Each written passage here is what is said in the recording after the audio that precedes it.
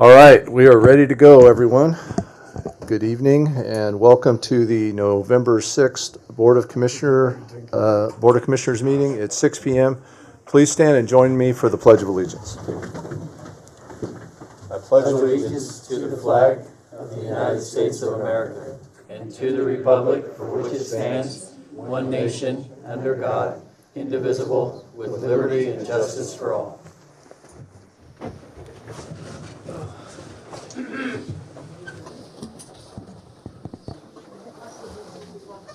All right, first up on tonight's agenda is There's a seat right there. amendment and approval of the agenda. So I think we have a couple of amendments tonight. I have one amendment that I'd like to put on for discussion, and it's the USDA trapper contract discussion. Okay. So we can put that at go discussion items. We'll go F. Yep, sure.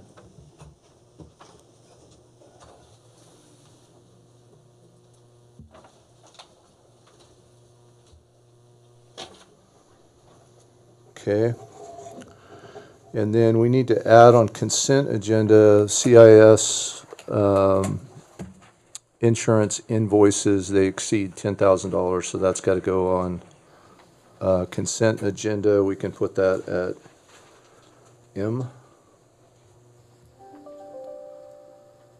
And then we also have on consent agenda, we can make this N, and that's we have a day wireless invoice that exceeds $10,000. That's regarding the towers. Okay. And then,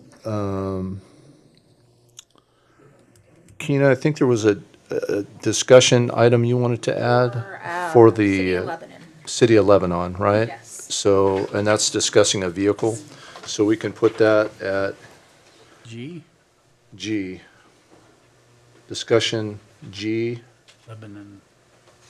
and that's City of Lebanon.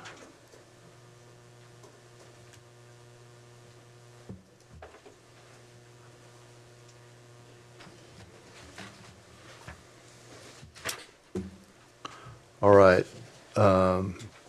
Anything else, Jay? John? I have nothing, sir. All right. Is there a motion then? I'll move to approve the agenda as amended. Second? Motion and second, all in favor? Yes. Yes. And yes, motion passes 3-0. Next up is our presentation, and I see former Commissioner Pash and Sheriff Ward here. How would you like to do this, Chris? I'm just going to do an oral presentation to you. May I approach? Absolutely.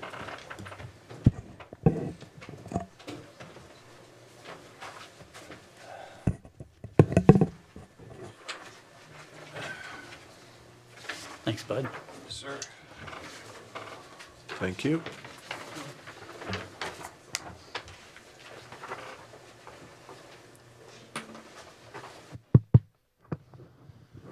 Check, check. I think we're working. Yeah, you're good to go, Chris. My name's Christopher Pash. I am from Gold Beach, 94589 North Bank Road River Road.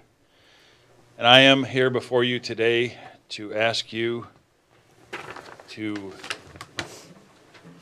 put a ballot, to approve a ballot measure to form a Curry County Law Enforcement Service District. This will be very similar to the one that Josephine County did. Josephine, right? Yeah. Mm-hmm. And I just want to read this, if I could, to everyone here so that everyone knows what we're talking about. This will be a formation of a service district for Curry County. We, the people of, we, the people of Curry County, request this Board of Commissioners to enter an order declaring its intention to initiate the formation of a service district for law enforcement services organized under ORS Chapter 451, and forthwith conduct the first of 2 public hearings to solicit public comments on the proposal for information or for formation effective upon approval of the voters of Curry County, Oregon at the May 2025 election.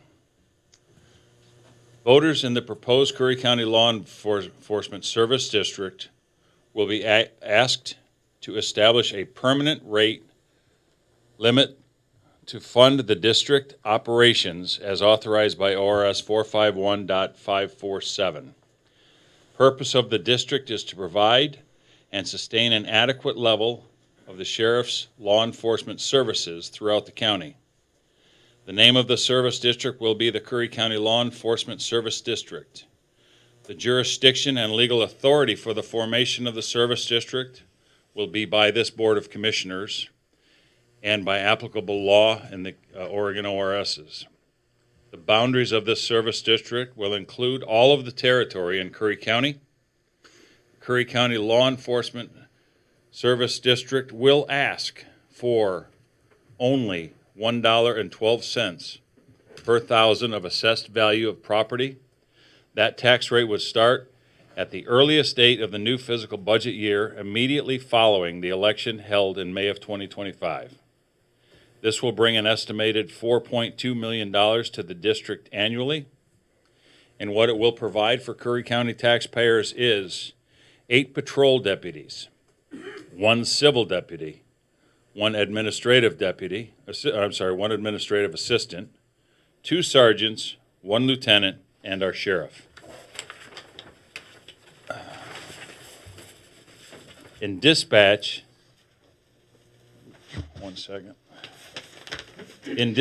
it will afford 1 lieutenant, 1 sergeant, and 8 dispatch workers. This will help rebuild the confidence of the citizens of Curry County, as well as help to protect our first responders countywide, as having more road deputies ensures a measure of safety for calls where responders are at risk. We know the past ballot measures that tax the Curry County citizens haven't been well received. But we believe if the work is put in, and we will have a promise from this Board of Commissioners to help see this through, this will have a strong chance of being successful. So we are asking this board 2 things. 1, we request the Board of Curry County to form a Curry County Law Enforcement Service District by the board action pursuant to Oregon revised statutes. And then 2, for this board to support the funding measure. As you know, this won't come close to funding the Sheriff's Department and jail. So we are also asking for your promise not to remove general fund dollars from the Sheriff's budget if this succeeds. That would be highly counterproductive to the promises we all made to fund this Sheriff's Department and to protect the public. So basically, we have gone through this. The group that I am with have gone through this and through this and through this. We have also had officials from Josephine County come and meet with us. We've had the sheriff of Josephine County come up. And we are basically going to blueprint their service district that they put into Josephine County. And we believe that we have a group of people that is willing to work hard to push this through in partnership with this board. And to get this, if we can get this on the ballot for May, it would be the only question on the ballot, probably in May, it would be the only question on the ballot, so it wouldn't be a confusing vote. Voters in this county would only have to look at one thing. So I think if we put an itemized question on that ballot and are very careful about its wording, to tell the public the truth, and also the shortfalls of the Sheriff's Department through the budget problems that we have in Curry County.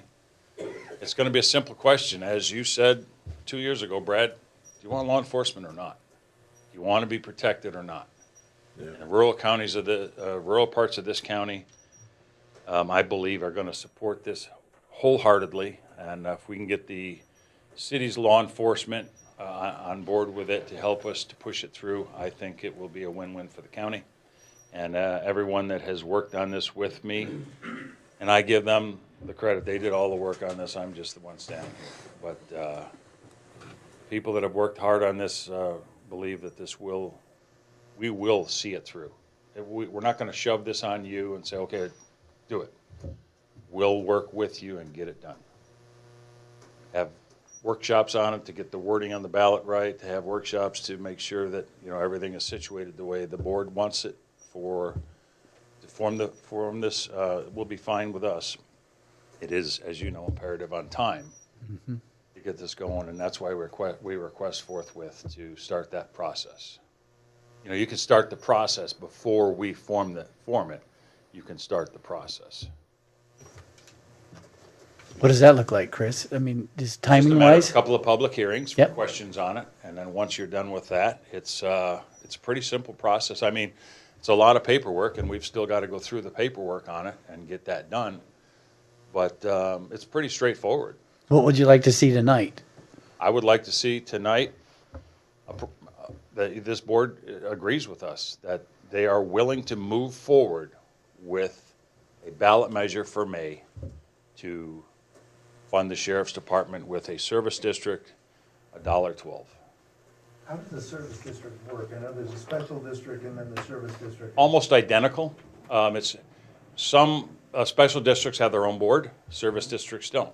Service districts don't have that. Right. Okay. So it's more, I would say the way the money's spent is probably more clear to the public, much more clear to the public than the way special districts are. I mean, special districts produce a budget every year, and they shove it over there in the bottom cabinet of the, Well, yeah, because my concern would be that if you've got a set amount, and you're buying this much as we start, it's not gonna buy that much. But is it flexible? I mean, yeah, so we are actually looking at the probability of having a sunset on the special district. That's something that I like. yeah. And also, this would be like a special district, it would go up 3% per year, like a special district does.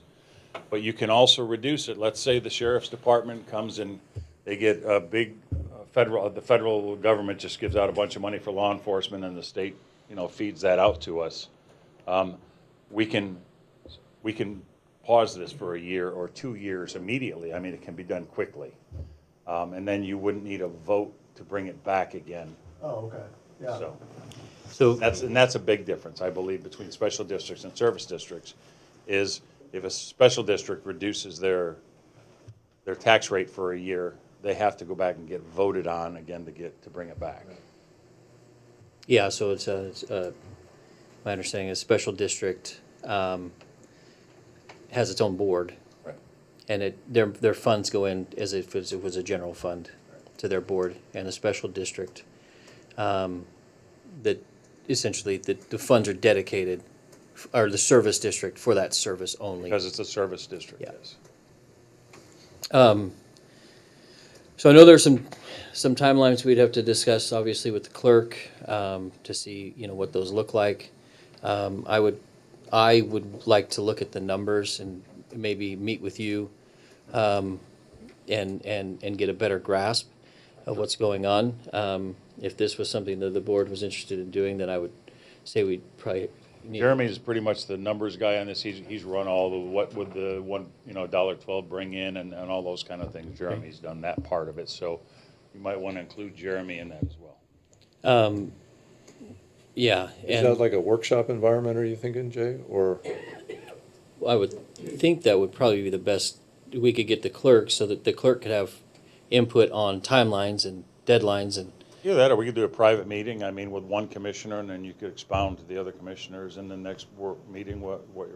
I think time is of the essence on this, so I'd rather move forward sooner than later. Wasn't a question, you just wanted to know if they would support it? Yes. Nothing else? Right. That seems real simple, yes or no?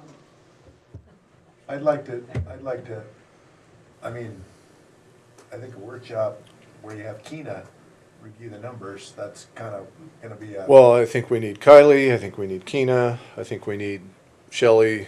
We need all, I'm 100% whatever we gotta do. Yeah, I mean, Jump through a hoop, we- on fire right now. we need all those components to come together. We need to verify that the numbers and information are correct, and then, Absolutely. and then ensure that the service district, that whatever those requirements are, I'm gonna be honest, I'm not as familiar with that as the special district. So Almost identical. I'd like to see the language in that and just confirm that we're taking the right steps and the numbers are factual. I think you might also want to go on Josephine County's site. I believe they did post their special district information You've got Yeah, on the website. So yeah, I you wanna- can go right on there and read what it is, and then you Yeah. know everything we're going to do.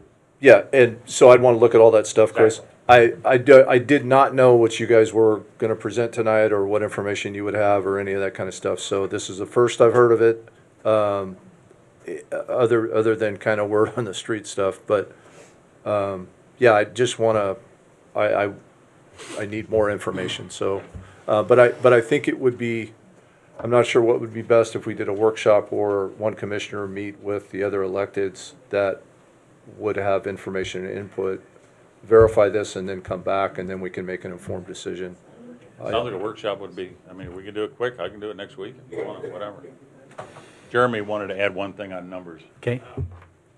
Just as far as the timeline discussion, when we were setting this up, we did reach out to the county clerk's office, and the timeline is different depending on how the service district is formed. So if the board forms it, then the ask for the tax rate falls just like any other tax levy ask. So those timelines are whatever they are to get onto the ballot. If the board doesn't form the district and the district goes before the voters to be formed, then that has to be put in place first, and then the money has to be asked after. So that would be separate from that would be a separate ask of the voters than the money would be, right? That's why we came to you guys to see if we Yeah. could get Got it. formed by the board. And that's all we're asking. I think we all agree that we all supported a law enforcement district in the last ballot. And all we're asking this board for is a separate bite on that apple at the next, because you're not gonna have a bunch of minutia on the ballot. You're gonna have a clean ballot with one or two items on it probably. And it won't be confusing. I think if we word everything clearly, I think it'll have a good shot. Chris, could you explain how this affects city people? Are they included in this service? Everyone will be included in this, yes. Yeah, I'm gonna give it a chance. People living in the city of Lebanon, the police department. No, it won't, Okay, that's important for people to know. yes. Can you Right, repeat that? It's not a split rate. It's the same, it's a flat rate across the board for every county citizen. Yes. Yeah. County property owner, I should say. Well, I guess, I would feel best if we had a workshop, Okay. because then, we can all be apprised of what's going on at the same time. Then, And we can do that next week. yeah, let's do this. Let's see what Shelley's, Kylie's schedule look like. See if we can pick the best day and time. And then we'll come back for that workshop, Chris. Okay. And that'll give me a chance to look at what Joe County did and, See, tentatively next Wednesday. I'm good. I'll be here whenever. okay. 13? Joe Wilson, you had a public comment regarding this. I wanted to mention a couple things in support. Good.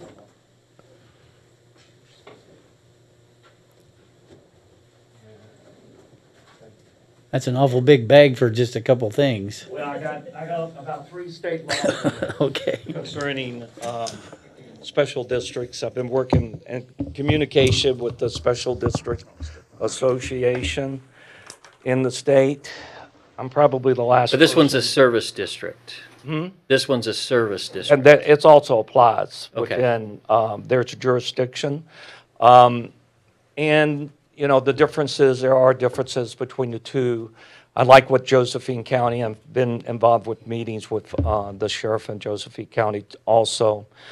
We made some mistakes last May, and we all know that, and we understand what those are. One of the big ones was that we didn't act quick enough, and we missed deadlines. So making a decision quickly on this is very important, so we can start putting a campaign together. When I really support this levy, and the main complaint from the people I've spoken to in the county against the levy last May was too much. This is half. This is a bare bones levy that give the rural community law enforcement. Now, right now, I don't see anything else in the county. I know with the change of administrations, the going after the natural resources that you've brought to everybody's attention, it's a more open path, but it's going to take time.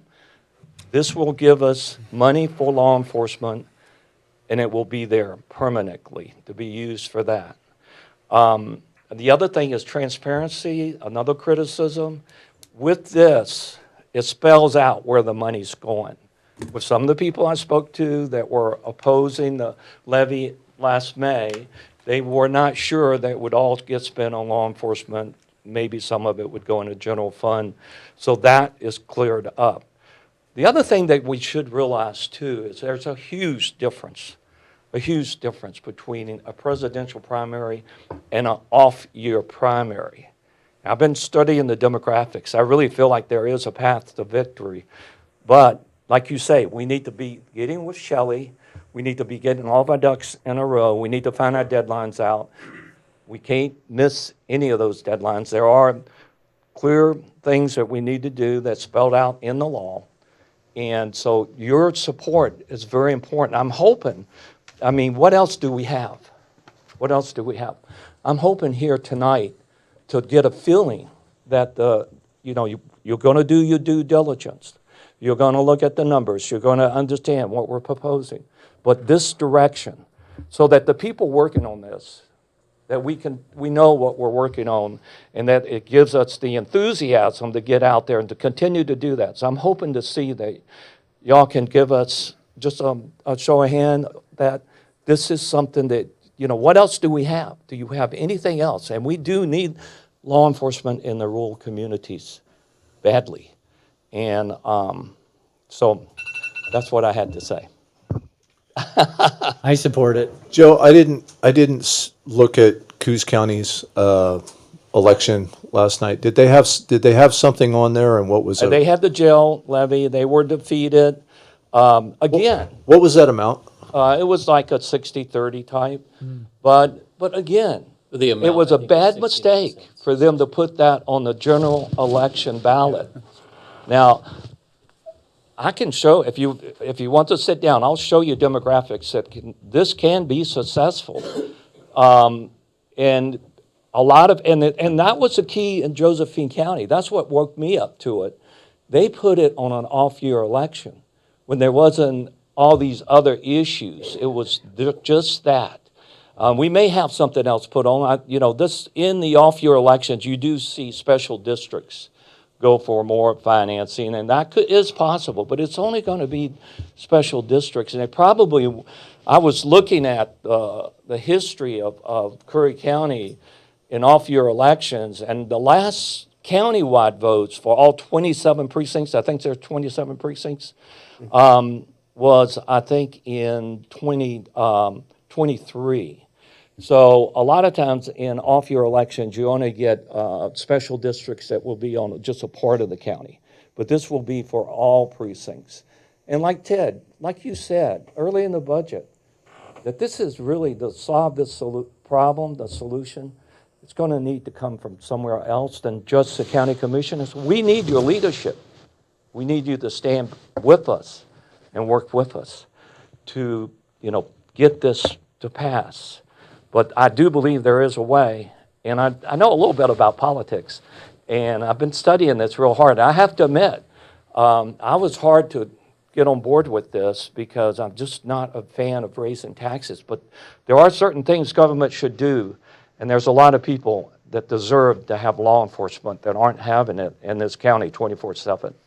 So I'm hoping that just a feeling that you can, you're going to do your workshop, you're going to do your due diligence, but this is a good direction. What other direction do we have? I think it's better than an actual special districts because of the bureaucracy of a board you would have to elect. And the governing body for a service district would be the county board, but you would be limited by the fact that it's a law enforcement service district, and the money is pretty well spelled out, as Chris showed you tonight. And of course, things can change. There are always the potential of increases, and that has to be dealt with, but They're restricted funds. One thing you mentioned just now was 24/7 coverage. I don't believe that 8 deputies is going to create 24/7 coverage. Is that correct? I believe that that will give us bare bones. Jeremy, are you here? No. It'll give us a lot better foundation than what we have today. Right. The And, previous. I mean, we're so far, what do we have now? 3 deputies? And if you ask for too much, that's exactly what, you know, the previous levy asked for too much and people did, and so we end up with nothing. Right. So that's, you know, you take what you can get and it's better than, the levy methodology is the way that we're gonna address law enforcement funding.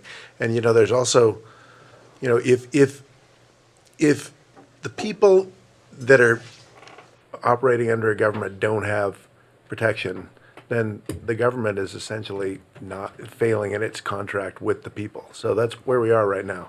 And it's been going on for quite some time. I And the want to. people in the rural areas are paying a lot of taxes, just like the ones in the urban. And if you do the demographics of who lives in the rural areas and the incorporated areas, the numbers are very similar. It's even. It's about 50/50. Yeah. I will say that, you know, prior to this proposal, I also woke up with some hope today with the transition and new administration, because I know one of the first things that the ONC Timber Committee is going to be doing is going back to DC to lobby for the Bureau of Land Management to get back to work in the woods. And should that happen, we would basically be in a really, really much stronger financial position. Then you could that's sunset this, right? Sorry? That's long-term. That's No, that was certainly, but, you know, we were right there at the end of 2020 with them. We were at the doorstep, and then that got shut off, and I think we're going to be able to, hopefully. We had no chance with the other administration, I but we agree. have a chance with this one. I was up all night watching it, and I think it's a great thing for this country, what happened. And I do believe who he appoints for Interior, the Forest Service, BLM, is going to be very important. I think I've heard that he already made an agriculture director suggestion. But the problem, that's long-term. This is going to be here and now. This is something we can Yeah. count on every year. Sure. And the reason we got cut off from our resources is because of groups that were opposed to taking those resources, and a lot of it came through the courts. That can also happen and delay that. Sure. So this is something that's definite. So Joe and Chris, I agree with you on the timeline. It is definitely time sensitive. So let's plan on tentatively Wednesday, and we'll see if we can get that time dialed in, Chris. Then in the meantime, I may give you a call with a couple questions as I do my research on it. And if I could add one quick comment. Of course. What I see on your agenda later, you're going to talk about a lobbyist, Ray Burscharger. I happen to know him pretty well. I had several meetings with him in Washington. We actually had dinner a few times. Guy's a great guy. If you ever want me to, I think I told you about Yeah. working with them about donating some land out of the counties to start timber harvesting, and then using that land in the future to sell for housing. I would go back there on my dime and lobby with him on that, so wouldn't charge the county for it, and I would work with Ray, because Ray and I have a real good relationship, so if you ever need that help, I'm available for that. All right. Do we have a tentative time for the Thank you, Chris. workshop? I don't know. Let's shoot it Afternoon. 4 o'clock so everybody can attend. 4 o'clock? 4 o'clock Wednesday. 4 o'clock next Wednesday, I'll be here. Tentatively, we'll confirm all that, but tentatively. Thank you, Chris. Thanks. Thank you for the presentation. Yeah. All right. Next up is general public comment. So I want to I have several here. I want to remind everyone that This is a 3-minute opportunity for you to make your comment. Commissioner Trost has a timer here. Our other timers are broke, like everything else in this room. Out of batteries. They're broke. Can't afford batteries. They're broke. But hey, at least our audio and our other technological equipment is working. So 3 minutes. For everybody watching at home, I want to remind everybody that when we get to public comments, this is an opportunity for literally anyone to step up to the podium and say anything. Nothing is fact-checked, nothing is verified. It's an opportunity for anybody to say anything. So for those of you watching at home or listening, please take your time to verify information before you react to someone's statement. All right, first up tonight is Andre Bay.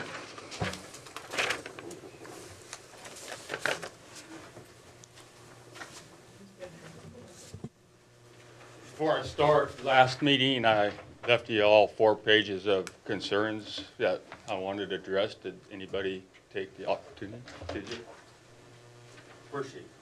Oh, I can read you my stuff. No, I'll read them later. I'm not Okay. going to do it right now. Well, there's some, so I put in some, you had mentioned about the IT infrastructure. So one of the things I wanted to point out was there's an email string of me wanting to discuss IT infrastructure prior to the hack. Okay. So just so you understand what that's referring to.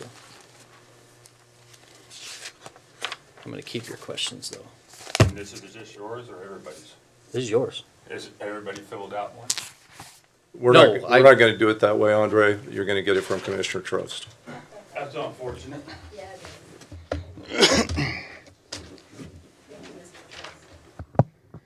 I come before you with nothing but facts that are verifiable through public records request. Brad, you stated on the record that you have a restructuring plan for the sheriff's office. From what we have seen so far, that plan is failing. It's okay to admit you're wrong. It's okay to leave oversight of the sheriff's office to the sheriff. But it is not okay to take the oath of office and then undermine the will of the people. Sheriff Ward is the highest elected official of Curry County. It is not his integrity that is in question. It is yours. And yours, Jay, I used to look to you as a leader of the people. You gave the impression that you would do what is right and lawful. You have become the follower, the commissioner that wants to belong so badly that you have fallen in line behind Brad and Ted, just like sheep do.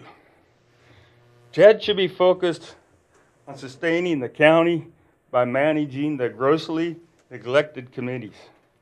Ted should be making sure the typos on the website don't continue to make the county look negligent. Ted should be cultivating a workplace of integrity. Instead, Ted's focus is to bully to any extreme necessary to further push the decline of our county. Decline by urging the BOC to cease communicating with the sheriff. Decline by pressing the BOC to sign affidavits to be submitted to the courts. Decline in wrongly bringing a legal case against the sheriff because he won't bow to you. Hey, Ted, Michael, I recently expanded the square footage of my commercial building. Can you backdoor me some extra parking for me? I own a 4-zone place of property. Can you backdoor some rezoning for me? I have a business that could use some county legal aid. Can I just send that over to your assistant for follow-through?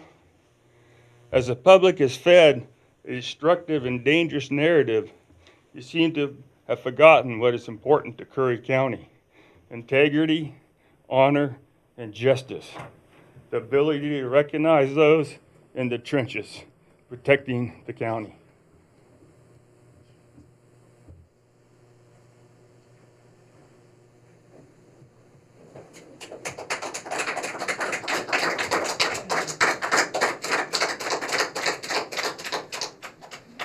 Sheriff John Ward recently hit the 10-year mark as the sheriff of Curry County, surviving the revolving doors of commissioners, continued defunding, and will to protect the people.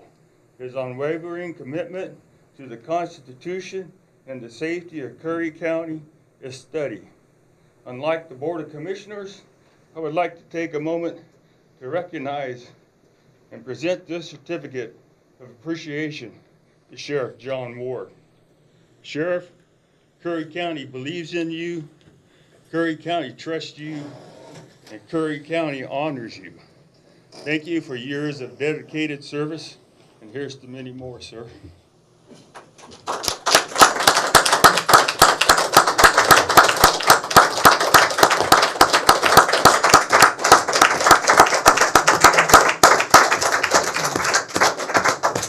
I have to thank everybody that supports me and the citizens of the county who voted for me. It was pretty obvious last night who they support. So thank you all. You're welcome. Very strong.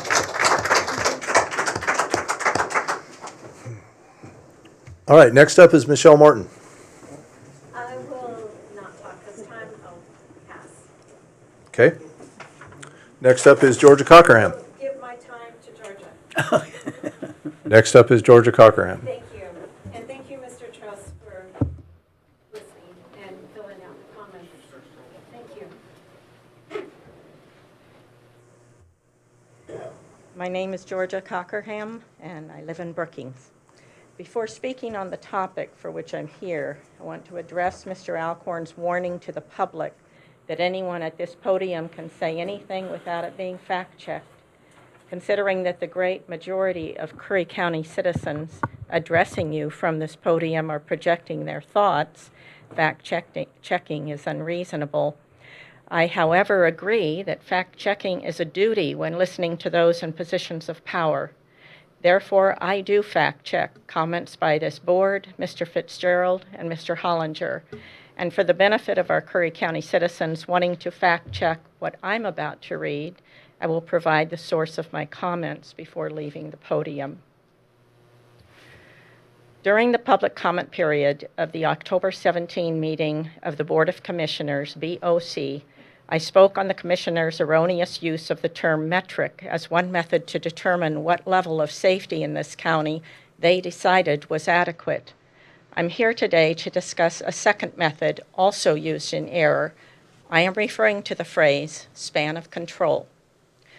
Although without any evidence of executive-level education, training, or experience, Mr. Alcorn used his self-proclaimed law enforcement expertise to impress upon the public that span of control is the all-purpose measuring device for law enforcement agencies. He spoke of the span of control numbers in large agencies, providing 3 examples. OSP is 1 supervisor to 8 troopers, Portland is 1 to 7 officers, and Fresno 1 to 8. It makes sense to use span of control in these large agencies because that is the purpose for which it originated. Experts will tell you that this method of organization is most useful in medium to large organizations, less useful in smaller organizations, and least relevant in the smallest organizations like that of our Curry County Sheriff's Office. This is because supervisors in a small agency, such as our Sheriff's Office, have multiple duties in addition to supervising. Span of control is not some sacred law enforcement tool. It's merely a model for large agencies to consider. Yet meeting after meeting, it was used to justify dangerous and unnecessary cuts to our Sheriff's Office. Throughout the budgeting process, the sheriff, captain, and lieutenant each made several attempts to explain why their supervisors are necessary and how the deep cuts would destroy safety within our county. Anyone with training in strategic thinking would have wanted a better understanding of Sheriff's Office operations before making cuts. And it wasn't just the Sheriff's operations that the Commissioners didn't understand. The Commissioners began eliminating county department positions without first talking to department heads. Our county clerk and chief assessor each attended the June 10th BOC meeting and expressed their disappointment for not being consulted before the Commissioners decided which of their employees to cut. The county clerk informed the commissioners that they were cutting mandated services, positions supported by Oregon law. She stated that if necessary, they could contact the governor and declare a fiscal emergency. The chief assessor informed the commissioners that she had been in contact with the Department of Revenue about the commissioners making a motion to remove 2 of her employees. She also commented on Mr. Trost's threat to file a lawsuit against the Department of Revenue if they interfered with the commissioners' actions. Mr. Trost's threat lends itself to the current state of the legal department being 145% over budget. That's the budget they just spent weeks working on. To summarize, the Board of Commissioners, knowing nothing about operations in the Sheriff's Office or county departments, went about cutting positions without first talking to Sheriff Ward and county department heads. They based their careless and damaging decisions on the erroneous use of 2 methodologies, metrics and span of control, neither of which should ever have been introduced into their budget-cutting process. And the carelessness continues. Last month, Mr. Trost proclaimed that the commissioners owed it to themselves and the taxing districts within the county to order a forensic audit of the county finance department. Not just one forensic audit, but that a forensic audit be completed every 3 years.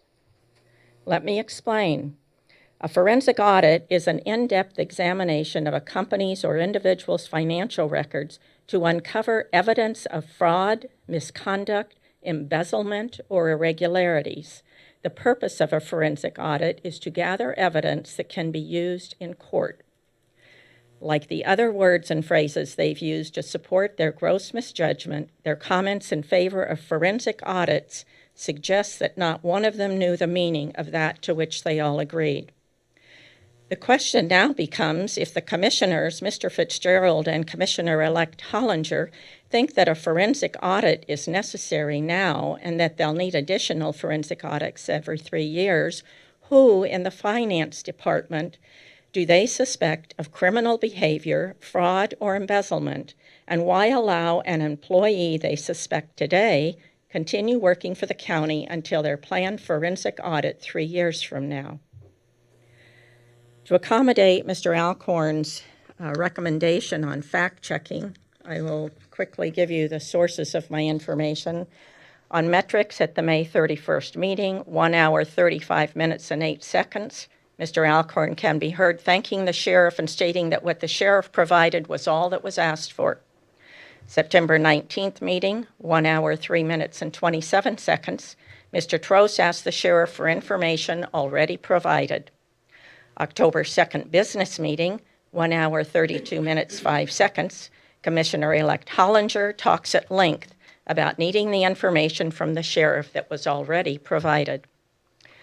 Relative to span of control at the June 10th budget meeting, 18 minutes into it, Mr. Alcorn introduces the term span of control.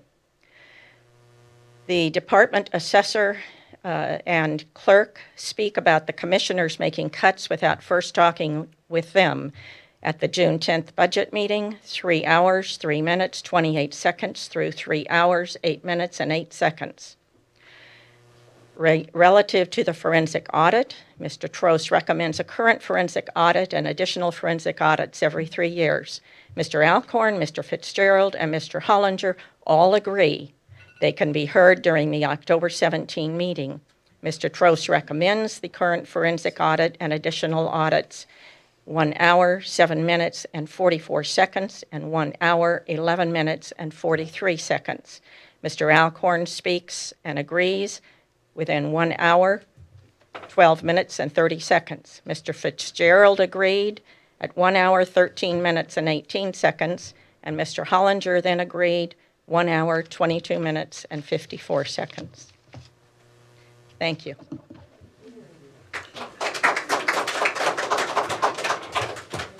Next up, Joe Wilson. I wanted to do it with Lynn if I could. We're gonna talk about the same thing, right, Lynn? I don't know, Joe, what are you talking about? Windmill. I thought you were just getting wound up. Yeah. Okay. But here's the deal, guys.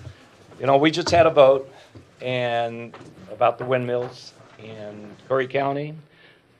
79%, I think, said yes. And, you know, we're here to thank you for your leadership, for putting that on the ballot. I think it's going to be very important. A lot of people think that now, since we have a change in administration, that's the end of these offshore windmills. There's a lot of money involved in it.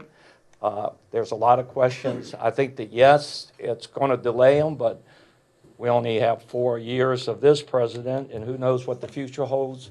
There are lawsuits. The fact that the local community has come out so strong against these windmills in a court of law, that will have standing, and that's where the Chevron decision and the Grants Pass decision plays into that decision-making. So this was a very important vote. And so I want to thank, and I think Lynn is going to make his statement, your leadership on this, and also somebody that's not here, Shelley. She needs a lot, you know, what's very important with your county clerk is that they're nonpartisan, they're professional. We went to Shelley, Lynn and I, to find out our deadlines, like what I was talking about earlier, working on the levy for law enforcement. You know, we have to find out what those deadlines are to make sure we don't miss any. She was very helpful, very professional. And here, you know, in Curry, we had an 80% vote yes, but up in Coos, they did not have the support of their county clerk like we did. And there, I think they only had 60%. Still a great victory, but I think part of that is because of the professionalism of Shelley. So I would really, and I think everybody in this county should be proud, no matter you're Republican, Democrat, that you have somebody there that is going to do a professional job and do it non-biased. So I think she needs thanks. Go ahead. Thank you, Joseph. And thank you, gentlemen, for letting me come. We did have 14,200 voters vote in Curry County, and we picked up probably 13,400 voted for this measure.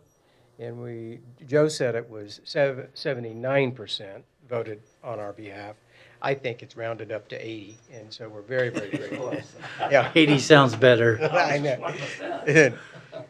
But having said that, what the results of that vote allow us to live another day for another big fight. That's all that it really does. So I do understand that the BOEM is able to take from developers unsolicited bids for offshore wind energy leasing. If they do that, we kind of get dialed out of that process. The state will get dialed out of the process. And some people say, well, how can that possibly be? The process associated with the unsolicited bids that BOEM might take is different in as much as all of the verification that the state provided previously for these developers to go forward is then attached to the unsolicited offer, and that means then that the portfolio associated with that wind energy lease candidate is now complete in a much shorter time frame. It's not necessarily a complicated process that they have, but it's one that happens beneath a veil, and we don't get to see what is involved with that. I'm suggesting that our primary effort ought to be focused on a couple of things. One is to work much closer with the tribes than what we're doing now. It's not that we don't work with the tribes, but we're not getting the full benefit of that. An example, the tribes that have jurisdiction over Coos County were the ones that leveled the suit against the federal government. That was a big part of the brakes that got set and discouraged the developers from going forward. But as they think in terms of where to go and do their leasing and have a higher chance of success, they aren't going to look at Coos County any longer. Because of that lawsuit. They're going to be looking at Curry County as the place to go after and make their unsolicited bids. The second thing that we have to be concerned about is that our Oregon State Land Development Organization has, at COTEC's behest, formulated a committee that is putting together a roadmap for us to be engaged in offshore wind energy development. At this point, Curry County is not a recognized member of that committee. I'm encouraging us to make certain that we step up, we get our names on that officially, and that we have a very intense dialogue with the folks that manage that roadmap process. Right now, they don't even know our names. The last thing I'd say is that we have to remember always that the developers don't lose often. They may walk away from projects when it doesn't make commercial sense for them, but if it makes commercial sense, it's a little bit like having a white shark get a hold of your leg. They don't let go. An example, they have paid tens of thousands of dollars to our legislators and elected executive officials in Oregon State in order to entice them to listen to their pleas about when and how to do wind energy contracts. They have a lot more money they're going to be bringing that will be used against our neighbors unless we somehow get a hold of this process. I want to thank you very much. Thank you, Lynn. Thank you, Joe. Next up is Dick Wilson. I'm giving my time to him also, if I could. Margot? Yeah.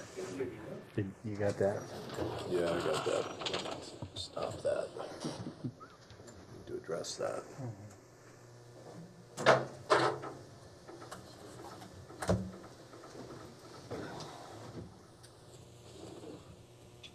I'll start again by saying, when I was 23 years old, which is 60 years ago, which makes me 83, my father-in-law told me, he said, Dick, I want you to know one thing.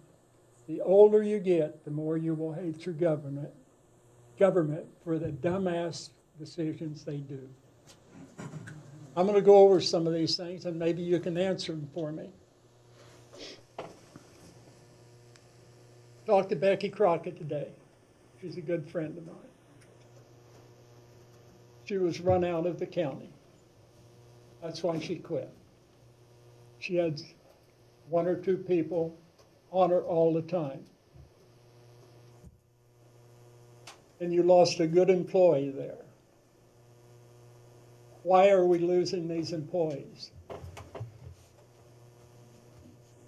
The next one, of course, she didn't bring a lawsuit. The next one was Mr. Christensen. Someone here, one of you 4 people, was at him all the time. I guess he was fired. I'm not for sure. $500,000 lawsuit in his favor. Never heard about that. Didn't see it in the paper. Why did that occur? I imagine because he was harassed. I don't know the full details. I am going to find out on it unless you guys want to clarify what happened. John, you look like you got the answer. He was fired, He was fired? and he filed suit. And, I would caution you to talk about litigation. okay, So you can't talk about it. I don't know, Mr. Counsel, don't talk about it. What do you know about it? Are you named in the suit? I wasn't named in the suit, Dick, so, Probably should talk. Probably See shouldn't this I? stuff going on. You can't believe a politician. You just can't believe it. You don't know what's going on. But why did we have that happen? Why was he fired?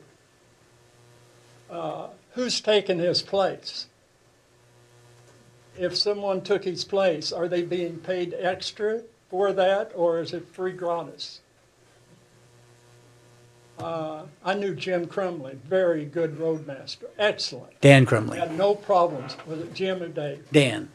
Dan? Dan Crumley. Okay, Crumley, I know. Yep. Had nothing but praise for that guy. And now all of a sudden we don't have so I'm assuming we're going to do without a roadmaster.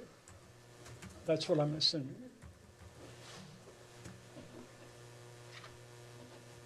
The next, I understand we had a code enforcer here.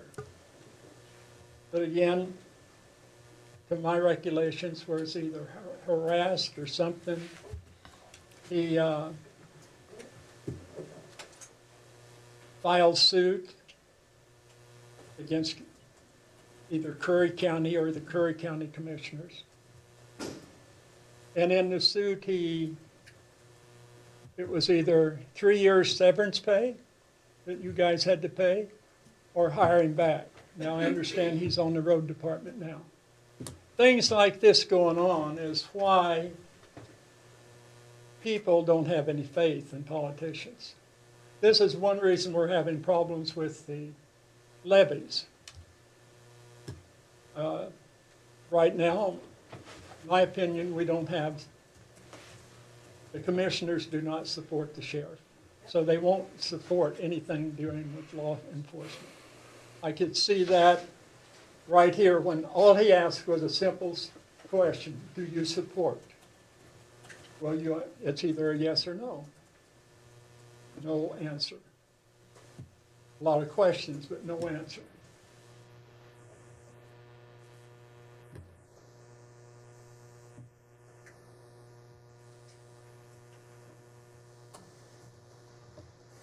Now, Curry County Sheriff, I know John very well. I've known him for more than 25 years. The way you guys have treated him, it's going to be a big lawsuit, I'm sure. So you guys would probably better be ready for it. You just can't treat people the way you guys have been treating people. You can't do it. You couldn't do that in your business down there at the Fat Irish. They'd all walk out. But maybe that's what you guys want them to do. I'm not for sure. I'm asking questions. If you guys want to answer that, I'd really like to hear it.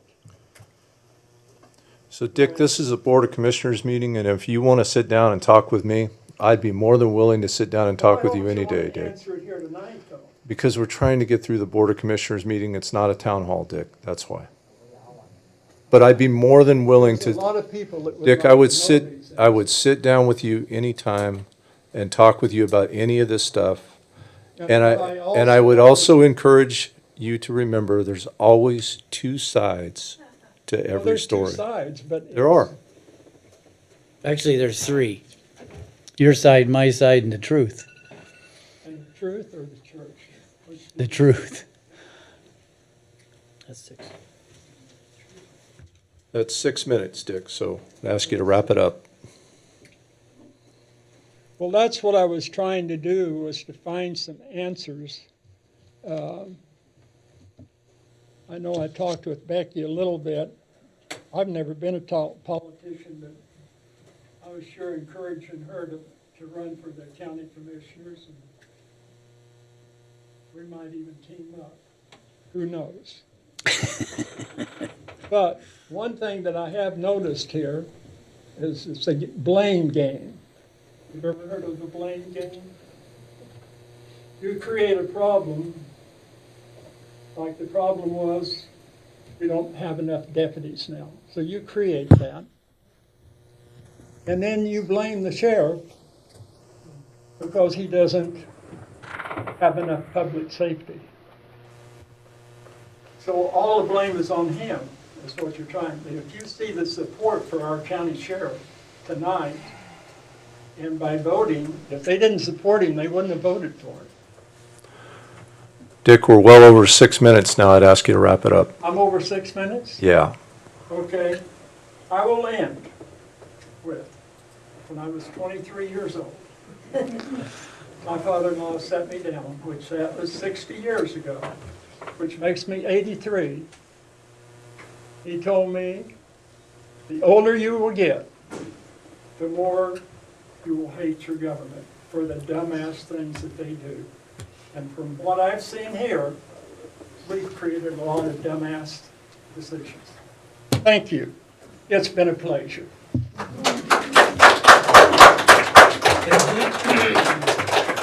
Next up is Jeanette.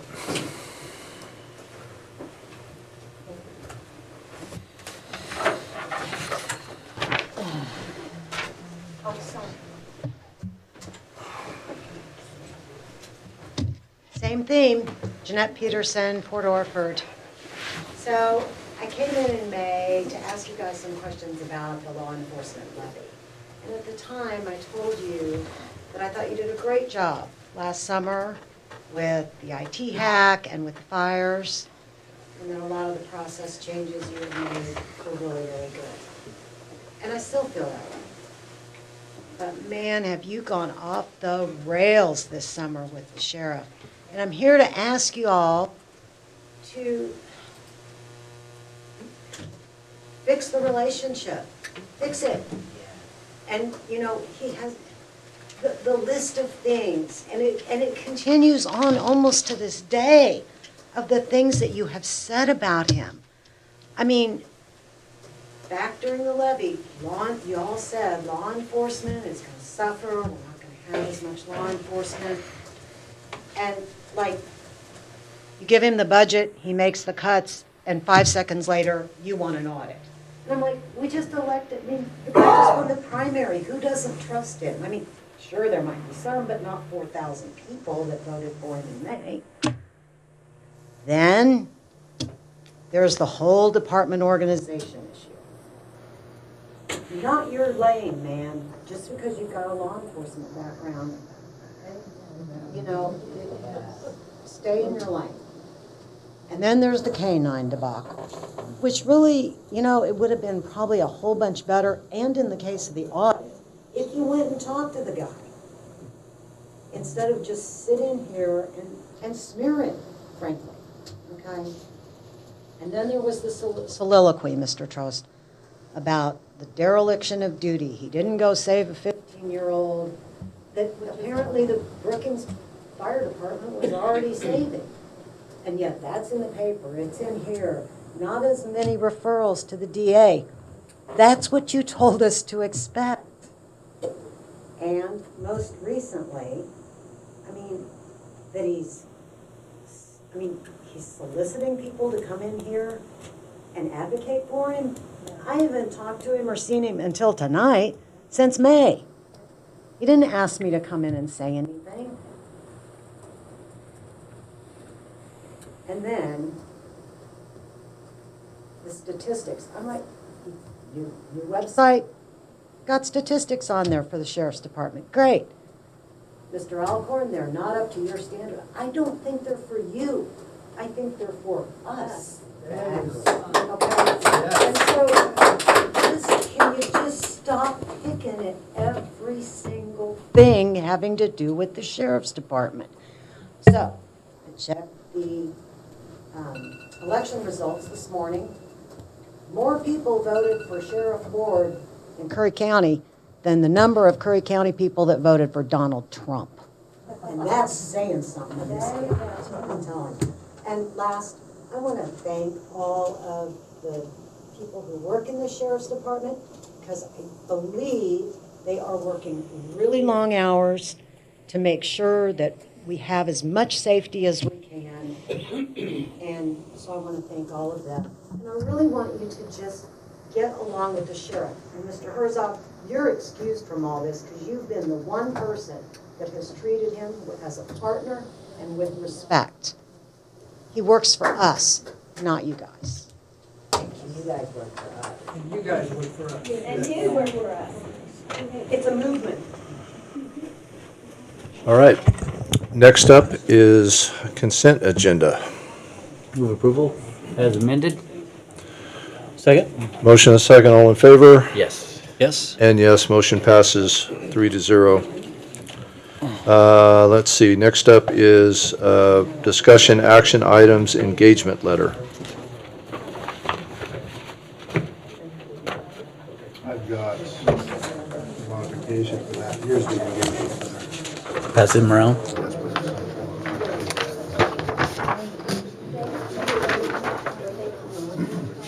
So we've had to, this is the engagement letter for the employment law firm. This firm has previously represented the county up till 2017, and Hold on a second. Let's let everybody go outside so we can continue with the meeting. We're rushing, we got a wheelchair. Could we take a 5-minute break? Just, No. no? I gotta pee. Just go and come back real quick. I got it. Oh, Just go and come back. okay. I'll be quick. okay, so Sorry about that.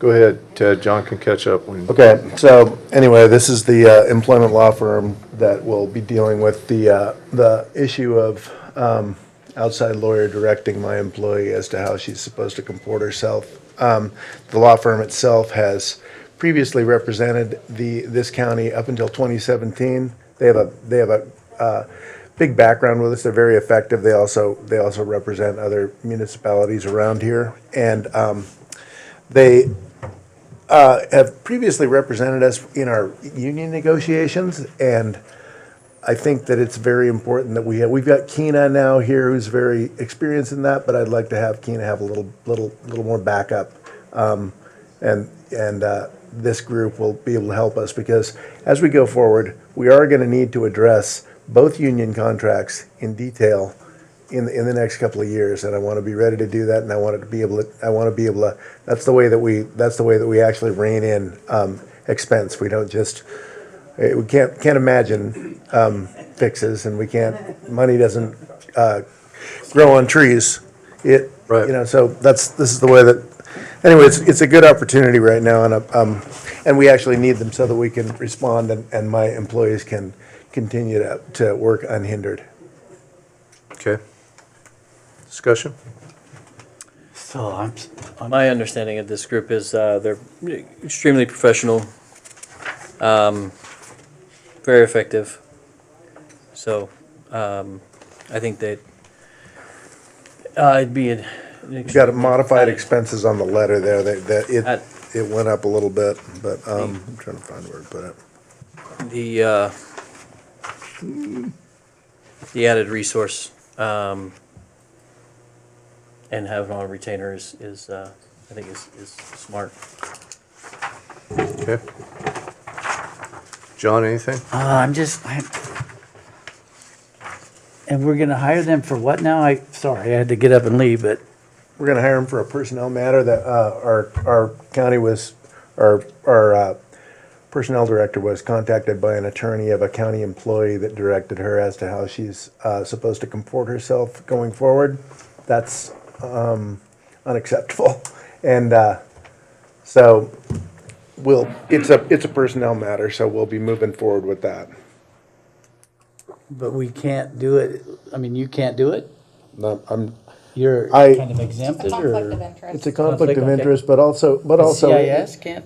Oh, absolutely not. It's a matter that you were not present for. Right, so I'm in the dark on this. And it's a matter that needs to be attended to. But if it's a matter of the. And it's a matter that we don't have necessarily the It's a expertise. personnel matter. Because I So- did watch a little bit of the video with Jeremy and the. Yeah, we need a lawyer with a specific set of expertise to deal with this issue. And these lawyers also previously represented the county up until 2017, when whoever was in charge at that point made some really bad decisions. They had represented us in union negotiations and so forth. They represent other local municipalities, and they're very effective. And, going forward in this, I would want an expert to be dealing with this.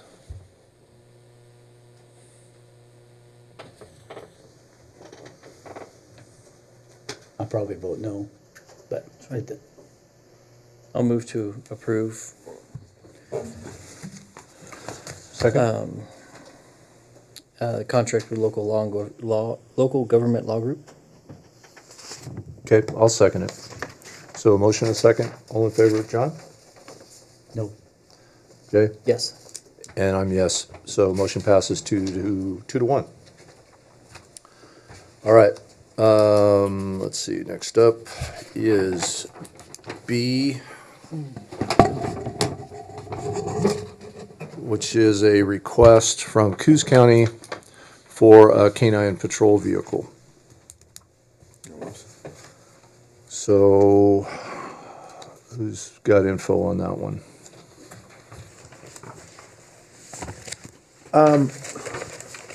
I haven't actually reviewed it. I mean, I heard about it, but who contacted who? Kina, are you aware of that? The car? Yeah. Well, I know we got an email from Coos County. Okay, we got a request from the Coos County Sheriff's Department to, for the purchase of a K-9 vehicle. I believe that came in to the BOC office. And I think, what we would probably need to do is have, in this meeting, I think what we would need to do is have the discussion to appoint, Director of County Operations to negotiate a price and bring that essentially back to the commission for approval. So my concern about that is that we have a lot of vehicles that are sitting idle, and we have, if we look at the window for when this special district could come in, the service district could come into play, that's going to be the beginning of the next fiscal year. So I'm not averse to like doing something to aid Coos County, but at the same time, I don't want to be like, just these assets might be. We haven't heard any of the details of the service district, but I assume that money's we're gonna be able to incorporate the vehicles that we have. So I'd like to, if we were to do something like this, I'd want to charge a value for the vehicle as improved, not like the deal that was being given to the sheriff of Josephine County. I'd like to actually charge a fair amount for the vehicle so that we could actually replace it with a vehicle in a relatively timely manner, if and when that service district passes. And I'd like to do it I mean, if they're not willing to pay that kind of a competitive price, then we're probably better off to keep it and have it in abeyance for when we get the service district going. Yeah. Well, the other thing we need to do is find out more about this service district and their intent on having any K-9 program. True, I was informed, I mean, we received an email from the sheriff that we no longer have a K-9 program, so I would be interested. There's a lot of information that we need from the sheriff regarding what's envisioned here. And is there 3 K-9 vehicles?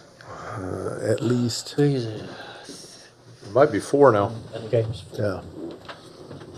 Well, I'm in favor of Ted's idea of, offering one at a competitive, not a competitive price, but a good price, not a giveaway. A price that. Well, I think what we can do is at least direct Ted to find out what they're looking to. Yeah. Yeah, I'll contact them and see. What they're looking to pay, and then we can have the workshop next After the week. workshop, we'll know more, so that, Yeah. okay, I'll do that. After Fine. last night's vote, they might not even be interested anymore in Yeah. Coos County. True. Yeah, no, they're facing Yeah. a $4 million deficit Yep. now. Yep, okay, so Ted will contact Sergeant Slater from Coos County Sheriff's Office and discuss a potential price for that, and then we'll get more information on Wednesday when we have our workshop. Any other discussion on that item? Jay? All right, then we will move forward to proposal for federal government relations consulting.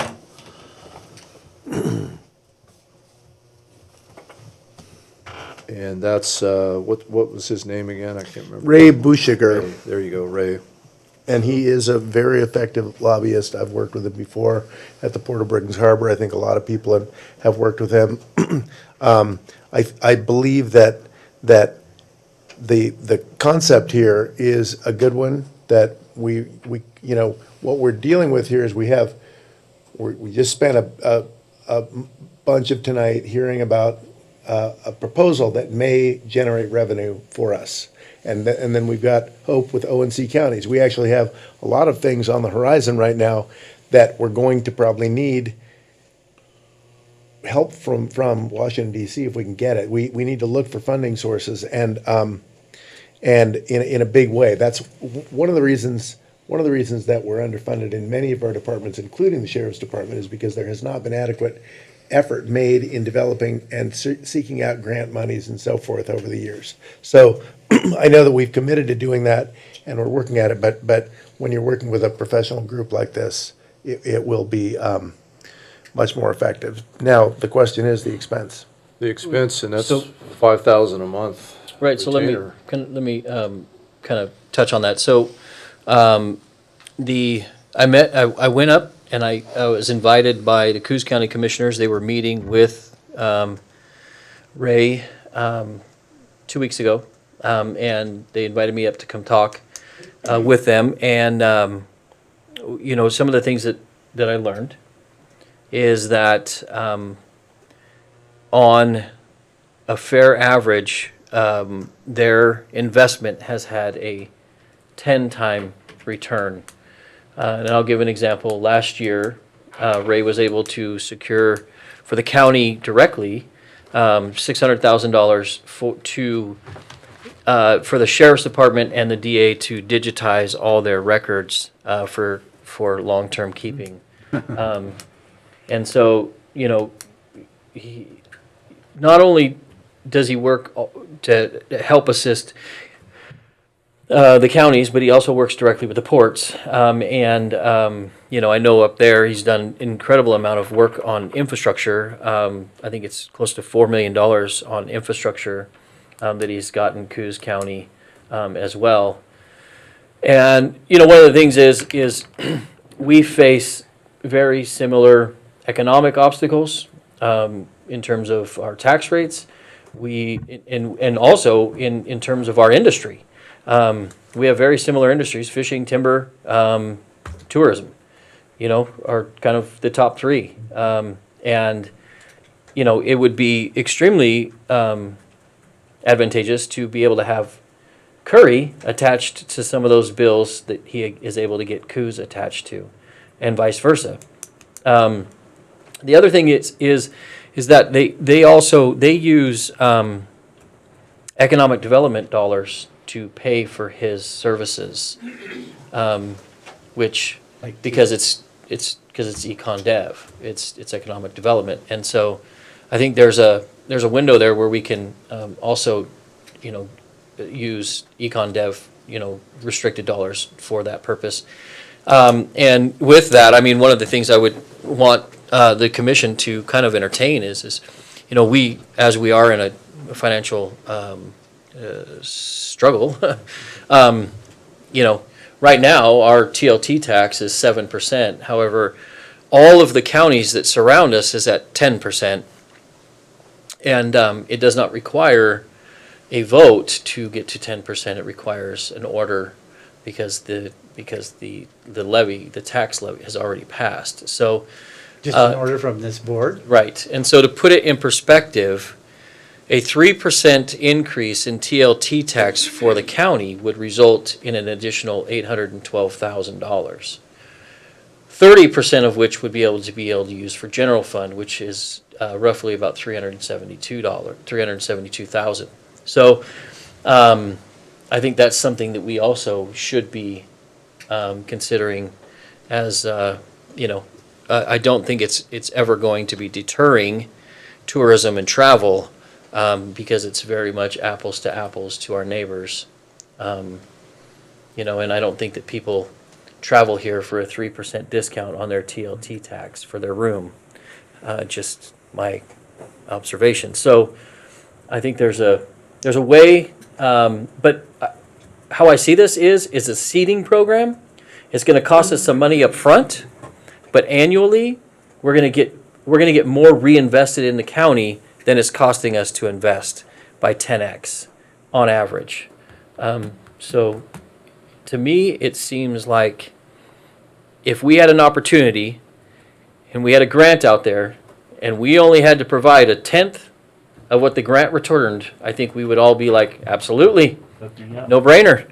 And this is kind of in the same category in terms of long-term investments. And I will also say, with the change in administration, I think his lobbying up there is going to be much more favorable for rural America at this time. If he's done what he's done right now with Coos County, with the administration that we had or have, Yeah. and we had testimony tonight that Chris will, on his own dime, go with him, and I think he really would like to push the jetty expansion and fix the port of Gold Beach from being a death trap, so. Well, and I know Patrick, being a board commissioner on the port, has also had dealings, and I think Ted has had dealings from the Port of Brookings Harbor. So, Yeah. he's very in tune with our ports, with our counties, and so it just makes sense to have somebody in DC lobbying for our interests. It's interesting when you're talking to him and he's back in DC and he's extremely familiar with everything geographically. I mean, he spends a lot of time. They're really, this is where they work. Well, and the nice thing is what I was basically sitting in on was their annual meeting with the commissioners to discuss their priorities for funding and what they want him to go after in DC.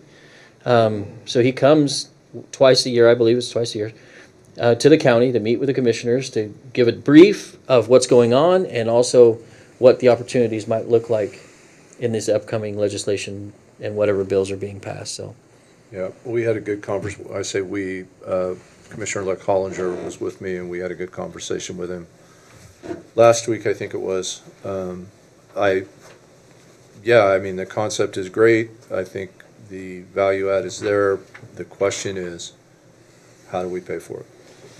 I think paying for it out of TLT. TLT makes a lot of sense because that is money that that's restricted for these kinds of uses. yeah. And I think, we should have a discussion with the Fair Board and see if they'd like to participate in this and have him also try to advocate for fair related infrastructure that is extremely dilapidated across the entire country, because most of these fairs went up in the 50s and 60s at the same time, and they're all starting to fall apart at the same time. And so I think there's going to be some infrastructure dollars coming down the pike eventually. I have a few comments on, Sure. on this subject.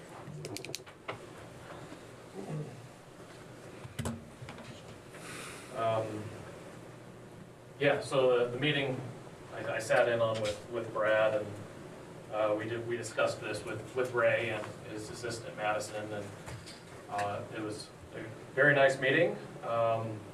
We have his proposal here, which I've had a chance to review as well, and I just want to just read off a couple of bullet points in this proposal that are items he can help obtain money for us and lobby to get us for our county. Infrastructure development. This would include transportation infrastructure. Other things could be broadband, electrical, etc. Access to other essential government services, support for law enforcement, building resilience of the impacts of climate change and other natural events. As we all know, we get hit pretty hard in our winters here. Then also you have economic diversification and leveraging of counties' natural resources. So I think I want to make a point And my point is, in doing this, there's a very big difference in macroeconomics and microeconomics. And our county in the past has very much focused on microeconomics, trying to increase taxes, put additional strain on small business through one item or the other. But being able to obtain funding in a larger spectrum through our economies, our timber, our fishing, our tourism, are things that going forward we need to put a lot more focus on. Growing our infrastructure, the macro, the big picture, because it's the big picture items that help prop up our citizens in our county. This very much plays a part in the macroeconomic discussion because he has the access to be able to help find us those avenues and come up with those ideas in regards to our larger industries that support our county and our citizens. So I think we use that economic development money. I think we use that TLT funding. Let's at least do it for the first year. Let's see, what they can help drum up with us, how they can assist us, because we're going to have the ONC fight again. He'd be a good resource. We have, we could use him as a resource and lobbyist potentially in regards to our Apache resolution that we're gonna start going after here pretty soon. Did you speak to him about that, Pat? When, We did. and He's very intrigued by it. okay, never heard of it, or? And he hasn't, and he said he would look into it and do his research on it as well, because not only could that benefit us, but it can also benefit the other counties Sure. he represents as well, Coos being one of them. But anyways, this is a great opportunity. It's about surrounding yourself with good people, smart people, knowledgeable people, and then people with contacts. And this hits all of those. Ted's worked with them in Brookings. Coos County's been working with them for several years. We've worked with him at the Port of Gold Beach. He's currently going to be helping us with some repairs, some very expensive repairs at the port, and helping us get funding for that, as well as a new master plan at the port as well, and helping us try to get funding and keep that ball pushing forward. So we can very much incorporate his services to what we do here and expanding our macroeconomic vision for funding long-term our county. Thank you. Well, I would support the money coming from TLT funds, and also increasing that 3%, I think. I mean, with the financial situation we're in right now, I mean, how do we not do that? That has to be a separate discussion. Yeah, it's a tonight. separate- Oh, I think we may have to do a public notice and some other things that are aligned with that. We'll have to do some investigative pieces on that, but I agree. And this is, Ted, this is a yearly contract that, Yeah. and you can renew or Yeah. okay, I'm good, Yeah. I think, Keena, how do our finances look for our TLT dollars? We're sitting really well with TLT dollars. Okay. And I would advocate that to bring it to the Fair Board. I think a small investment on their behalf to help offset these dollars using their TLT funds Right. could pay extreme dividends as well. If we could share the cost and benefit both assets, I think it's a win. Yeah. We have a Fair Board meeting, I think it's next week.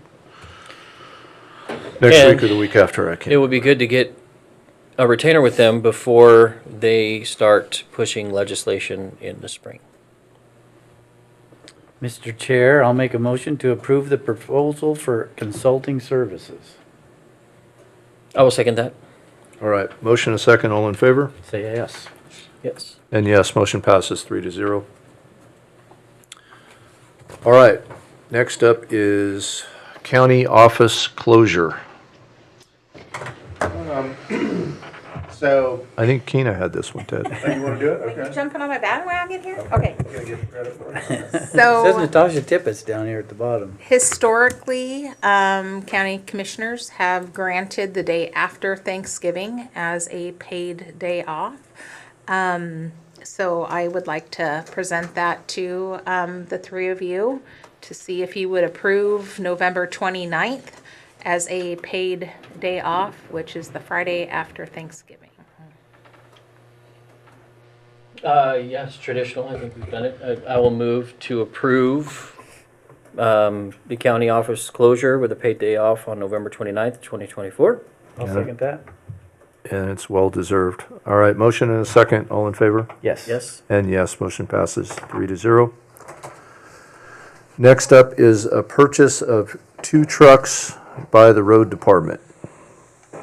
Okay, yeah, there are 2 rock plow trucks, one of which is also a de-icer truck.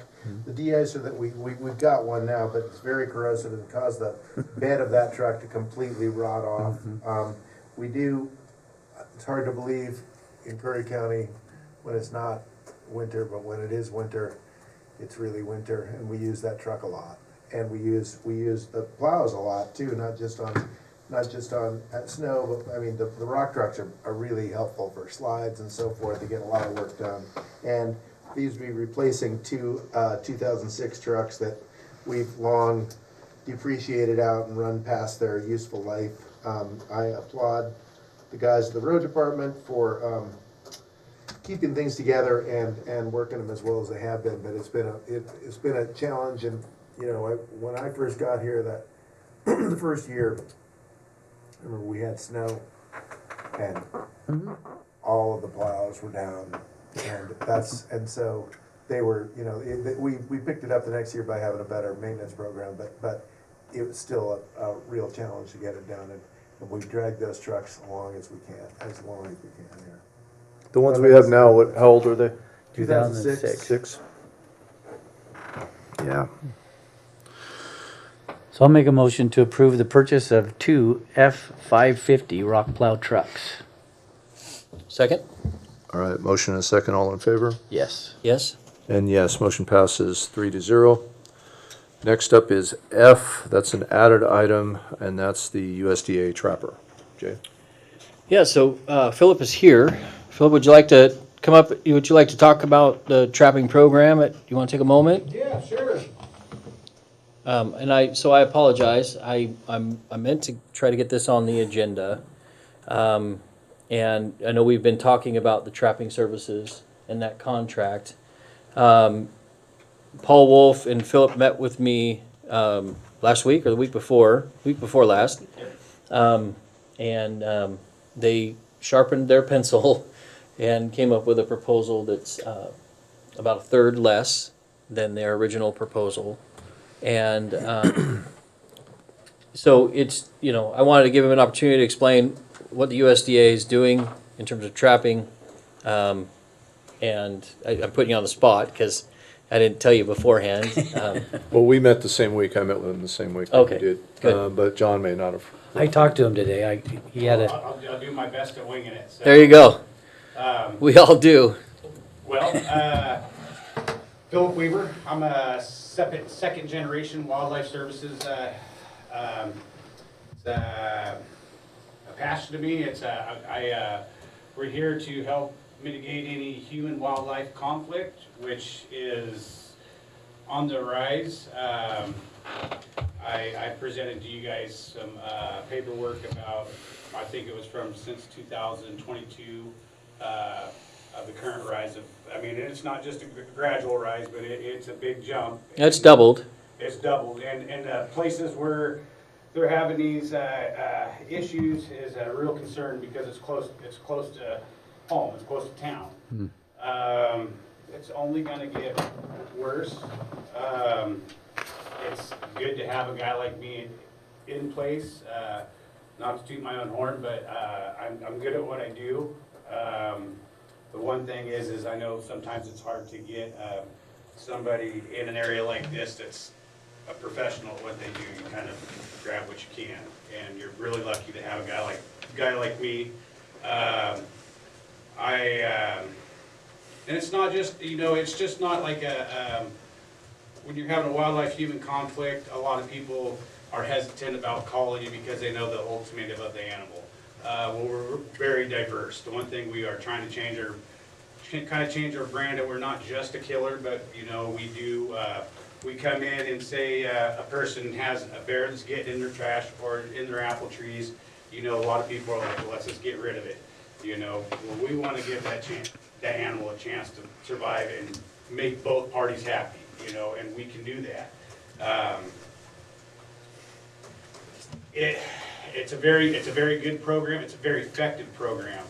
I know there used to be a program in the past here. It got dismantled. Unfortunately, with that, we lost a big part of our agriculture down here, which would be sheep.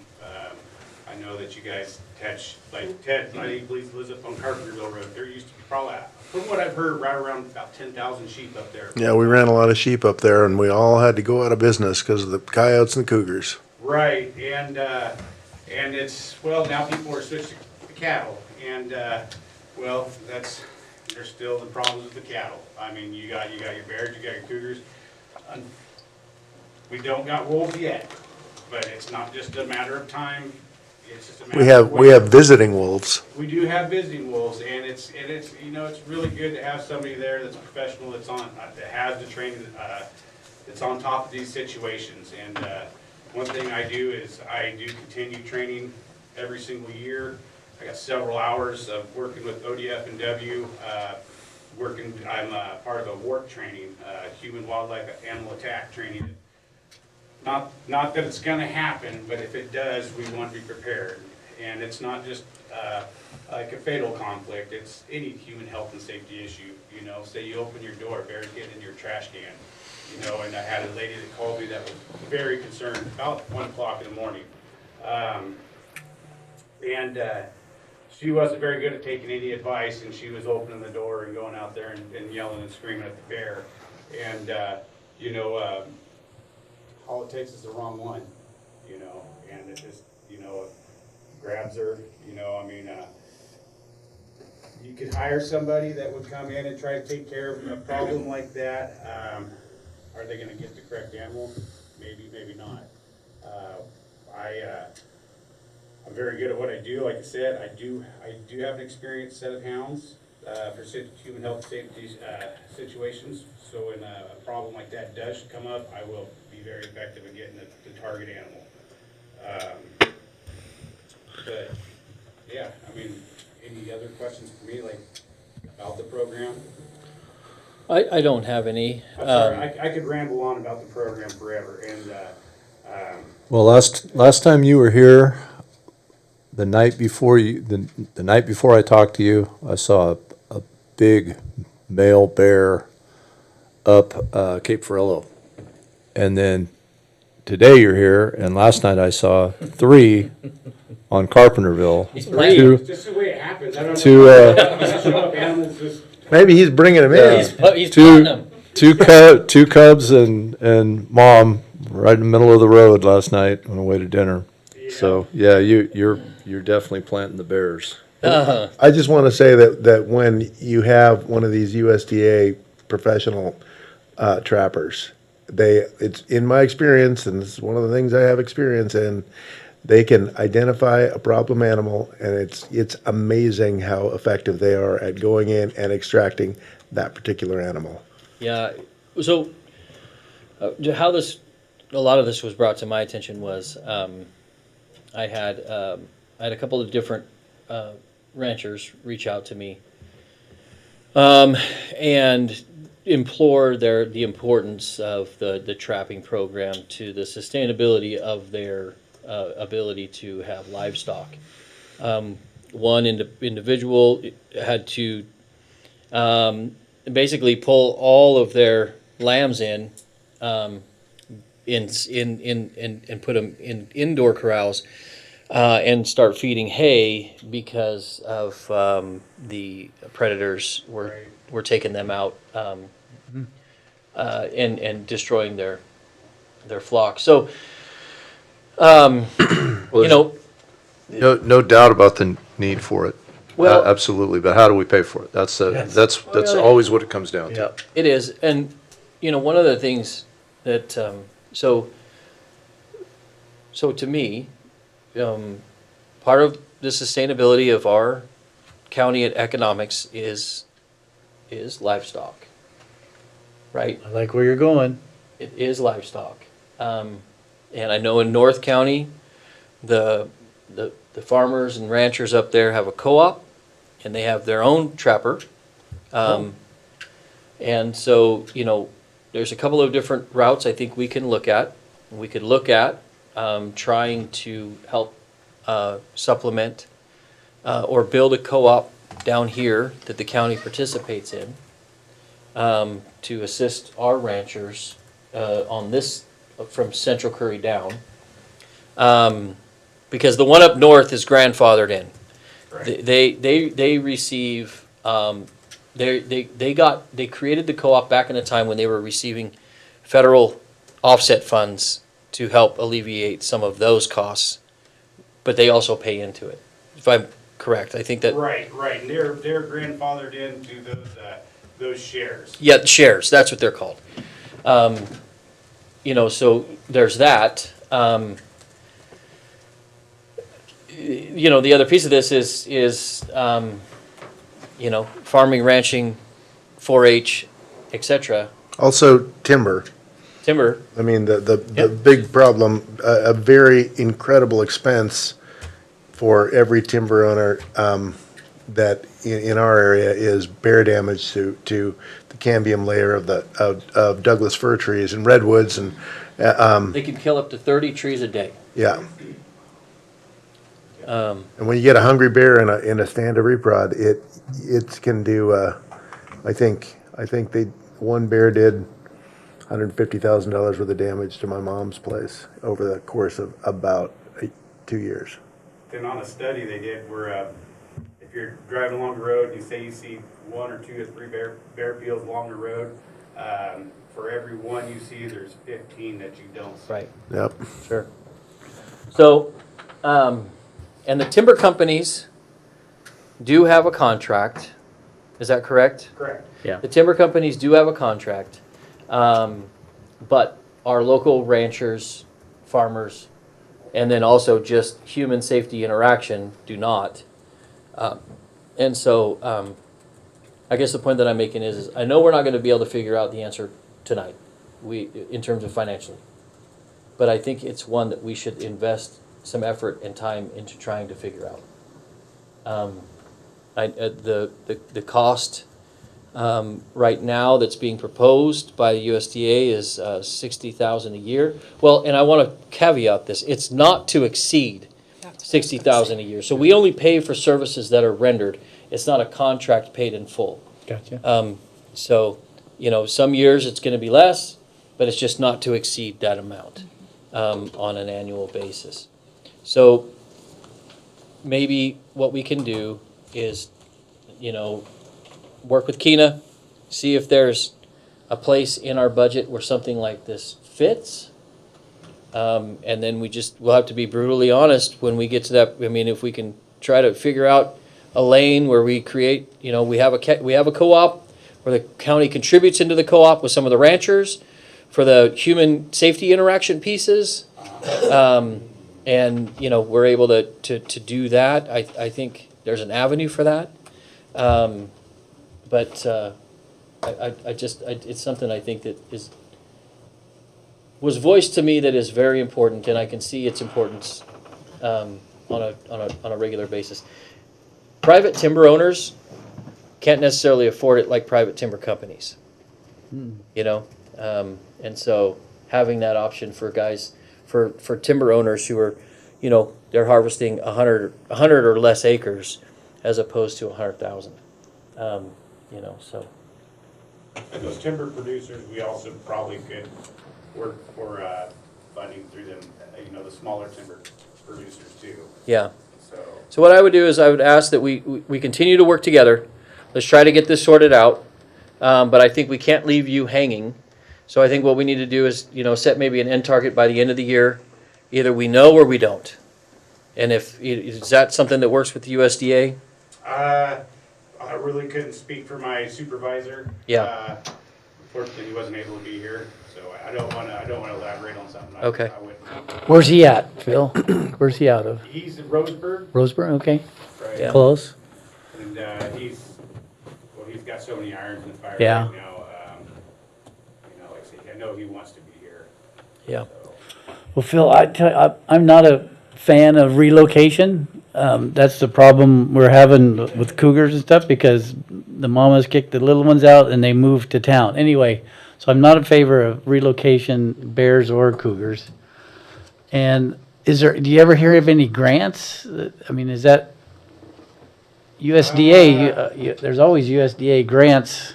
You know, not that I'm really familiar with.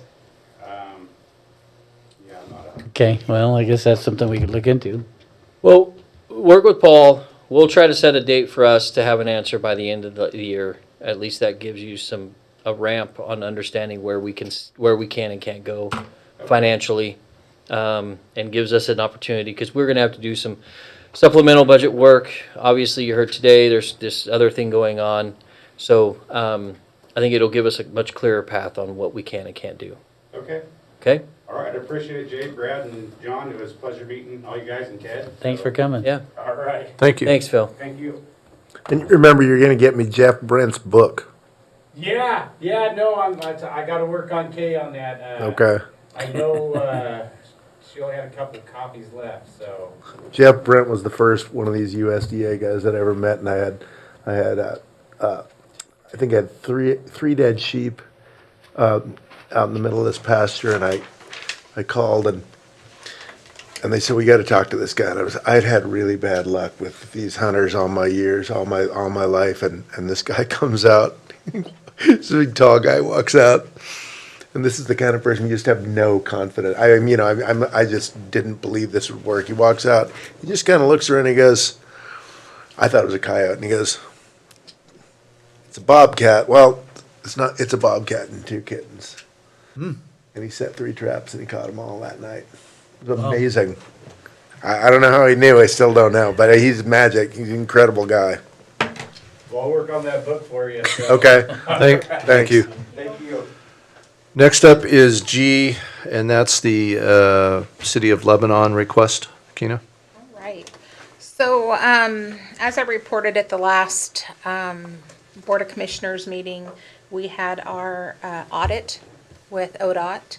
And at that time, our representative from ODOT that works closely with Curry Public Transit and I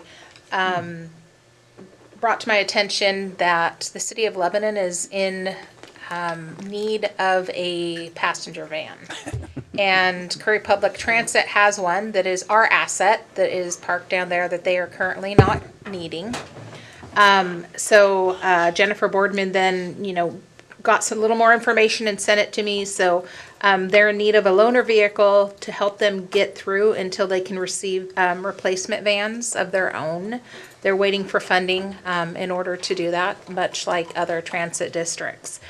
Being that the county has an extra van, they wanted to see if we would be interested in entering into an IGA with them. I told her I would bring this to you.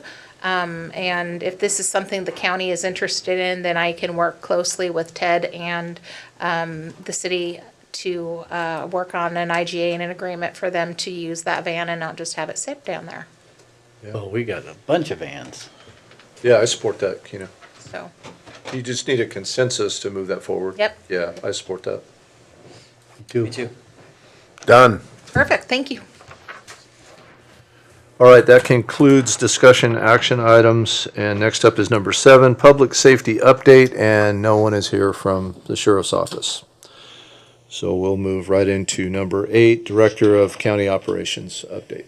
I don't have very much to tell you tonight, except we started our new person in the planning department, and things are looking pretty good. I'm pretty encouraged by how that's going. The planning department is kind of being reshaped with we had Zach over here, our planner, who works off-site most of the time. He was here working with Rabia and our new person today, and very positive, productive. I think things are moving a lot smoother there, and we are probably going to end up with a department that's efficient and basically the goal is to have it running in the black. So we're working on that, and I also want to give some kudos to Scott Fine, our surveyor, on that, because he brought in a lot of ideas on ways to secure funding for a lot of those departments down there, and we're in the process of moving forward with those. And been very helpful. Always nice to get ideas from outside, new ideas, and sometimes they don't work, but a lot of times they do. If they're working elsewhere, they'll work here if you try. So that's kind of what I was hoping to be doing here at this county is seeing if we can streamline and come up with new ways that we can afford to provide government in this little county that's kind of financially stressed, and we're making headway in that department. We are going to be talking, let's see, I think we're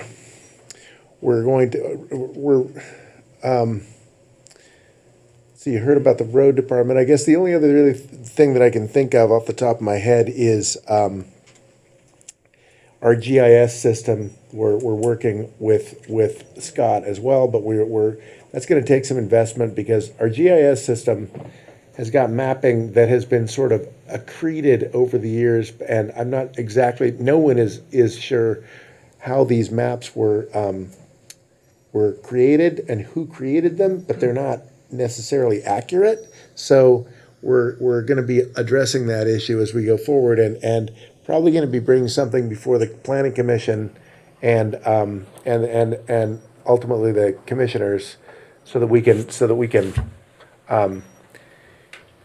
get a uniform map a uniform GIS map that will reflect our actual zoning in the county right now. And it's kind of complicated to be able to do that because there's so many maps. Rabia and I were rooting around down in the planning department for quite a while, and Rabia really likes that kind of thing. But if you do go down to the bottom floor, you will see that Rabia has perhaps gotten a little out of control because there are, I don't know, 20 50? or 30 file cabinets 50? out in maybe 50 file cabinets just out in the hall. And Looks like a bomb zone. it does kind of look like that. So anyway, she seems to have it figured out, so we're working toward that. That's all I have. All right, next up is elected official updates. Commissioner-elect Hollinger.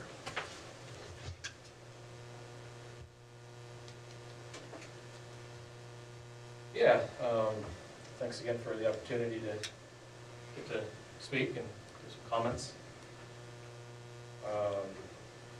Going through some of my initial decisions to run for this position, commissioner position,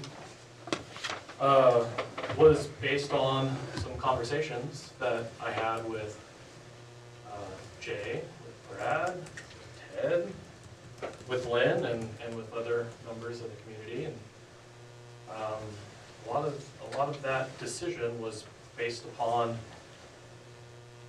a culture change within our county, within our cities. A culture change, I mean, for many years, there's just been, hey, this is the way we do things around here.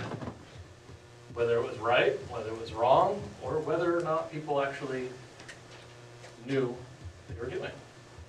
And it led us to the path of where we're at now with the state of the county.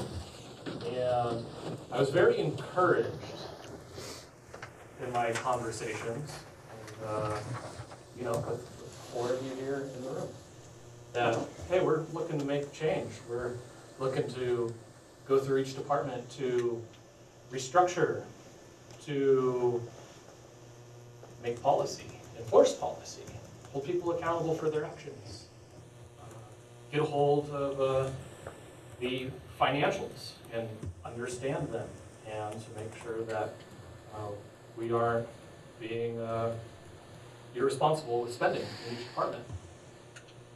And for the last year or over a year that I've been in here and having been included in meetings, both in here and one-on-one, I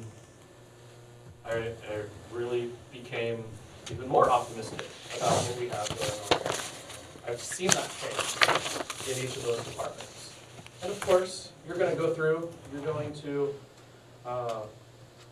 ruffle some feathers. Some people are going to be upset. And you know what? I've had to do that in the past, with my past career.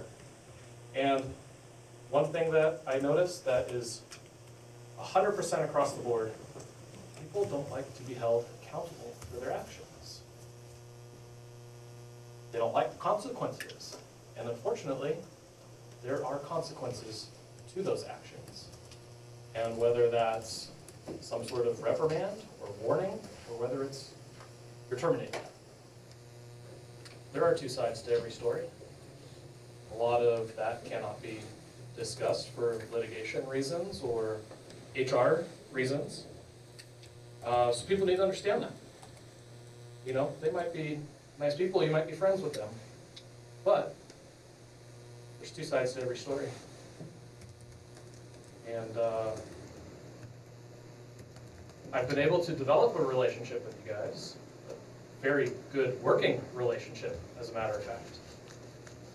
Not once have I seen that Jay's just a follower, a sheep, as he was called tonight. Not once have I recognized that. Jay, you're very much a leader. I very much have looked up to you over this last year. Your ideas have been sharp. Your follow-through and your research have been very sharp and well thought out, and I commend you for that. I like that. I like being able to know that I'm going to work with somebody like you. Thanks, Same Patrick. goes for you, Brad. I know your heart's in the right place. I know you have a level of expertise in a field that 99% of the country does not have. Why would you turn your back on somebody who has that kind of knowledge? And why wouldn't you want to work with somebody like that? Got ideas. I have ideas. Anyway, so it just kind of baffles me, a lot of these comments that I hear tonight, because there's no malicious intent in the past year that I've seen around here, even from Ted. So, you know what? Ted's been given a very difficult job. And not once have I seen Ted direct the three of you guys. I have seen the exact opposite, as a matter of fact. Ted works at the demand of the commissioners, and that has been what I have seen over the past 14 months of being around here. Not the other way around. I think that's a very false rumor that's going around Curry County, and I want to give my observations on that. Anyways, unfortunately, we're in a tough position. Unfortunately, people are being held accountable. They don't like it. There's consequences. But there's also that transparency that has to come about as well. And that's, something that, again, we all are kind of leading up to, building up to help correct and make better, to help gain trust again. But still, there's a work in progress around here. Still, we're going to be trudging through the mud for at least a time before things really start getting better, before the public really starts saying that, hey, you know what, we really are looking out for you. We really do have your best interests in mind. There might be a small group of people out there who disagree, but I just want anyone to know that is listening, that these are my observations, They're firsthand accounts of my direct work with you guys. And I very much look forward to our working relationship in the future. And we have a very great opportunity that was given to us last night in the election. We have a lot of leverage now in our favor, and we will take full advantage of that. And I want the citizens of the county that hear this to know that. We are all working on that. We all have a great vision for our county, and you know, trust us to make sure that vision happens and that we are looking out for your best interests while we do it. Those are my only comments. Thank you. Thank you, Patrick. All right, Commissioner updates. Nothing, sir. Nothing, John? No. All right. Jay? I'll take his 3 minutes. I'll give him to Jay. But that really means 12 minutes. But speaking of That which, means I hope you don't have to go to the bathroom because I got some stuff. No. speaking of which, are you guys in consensus that we got to stop doing that? Yes. That's an ongoing. I'll fill out a slip and you fill out a slip, and he gets all my slips. Yeah. No. It's generally if you have people who are going to speak about one topic, you ask that one person represent everybody who's speaking about that topic. Right. And Okay. do so within their own 3 minutes. And I'm trying to be as polite as I can because public comments will always be part of our meetings. Sure. They are a necessary and valuable component to our meetings. But there has to be some order with them. Yeah, no, I agree. To take your 6 minutes. Well, so a couple of things that I want to kind of go over, some of the comments that were made in today's meeting, and also give you an update on the information that I had passed on to Mr. Bay. So, we all received this document. What I did was I tried to take all the questions out of the document so that it was clear what was being said, because it was obviously a very pointed document, if you will, accusatory in several manners. So number one was, why are all the leadership positions within this board men of Brookings? I was the last one to be appointed to this board. I'm now elected. My colleagues are all elected. So this is a matter of election outcome. One other thing to also consider, the county has 8 elected officials. At this time, 6 of those elected officials, including 1 elected commissioner-elect, are all from Central Curry. All of the appointed department heads, 3 are from South County. The Director of Operations, Veteran Services Officer, and the Building Inspector. 4 are from Central Curry, the IT Director, Juvenile, Econ Dev, and Emergency Management. 2 live in North County, Animal Control and Maintenance, and 2 live outside the county, Finance Director and Surveyor. Given that South County accounts for approximately 2/3 of our population, it could be said that South County is underrepresented. He also was pointed in there, the lack of diversity is unacceptable and raises serious questions about representation and intent. My question back is the will of the people's vote what raises serious question?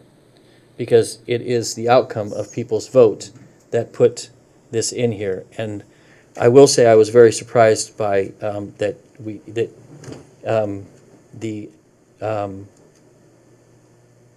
individual is very concerned about equity.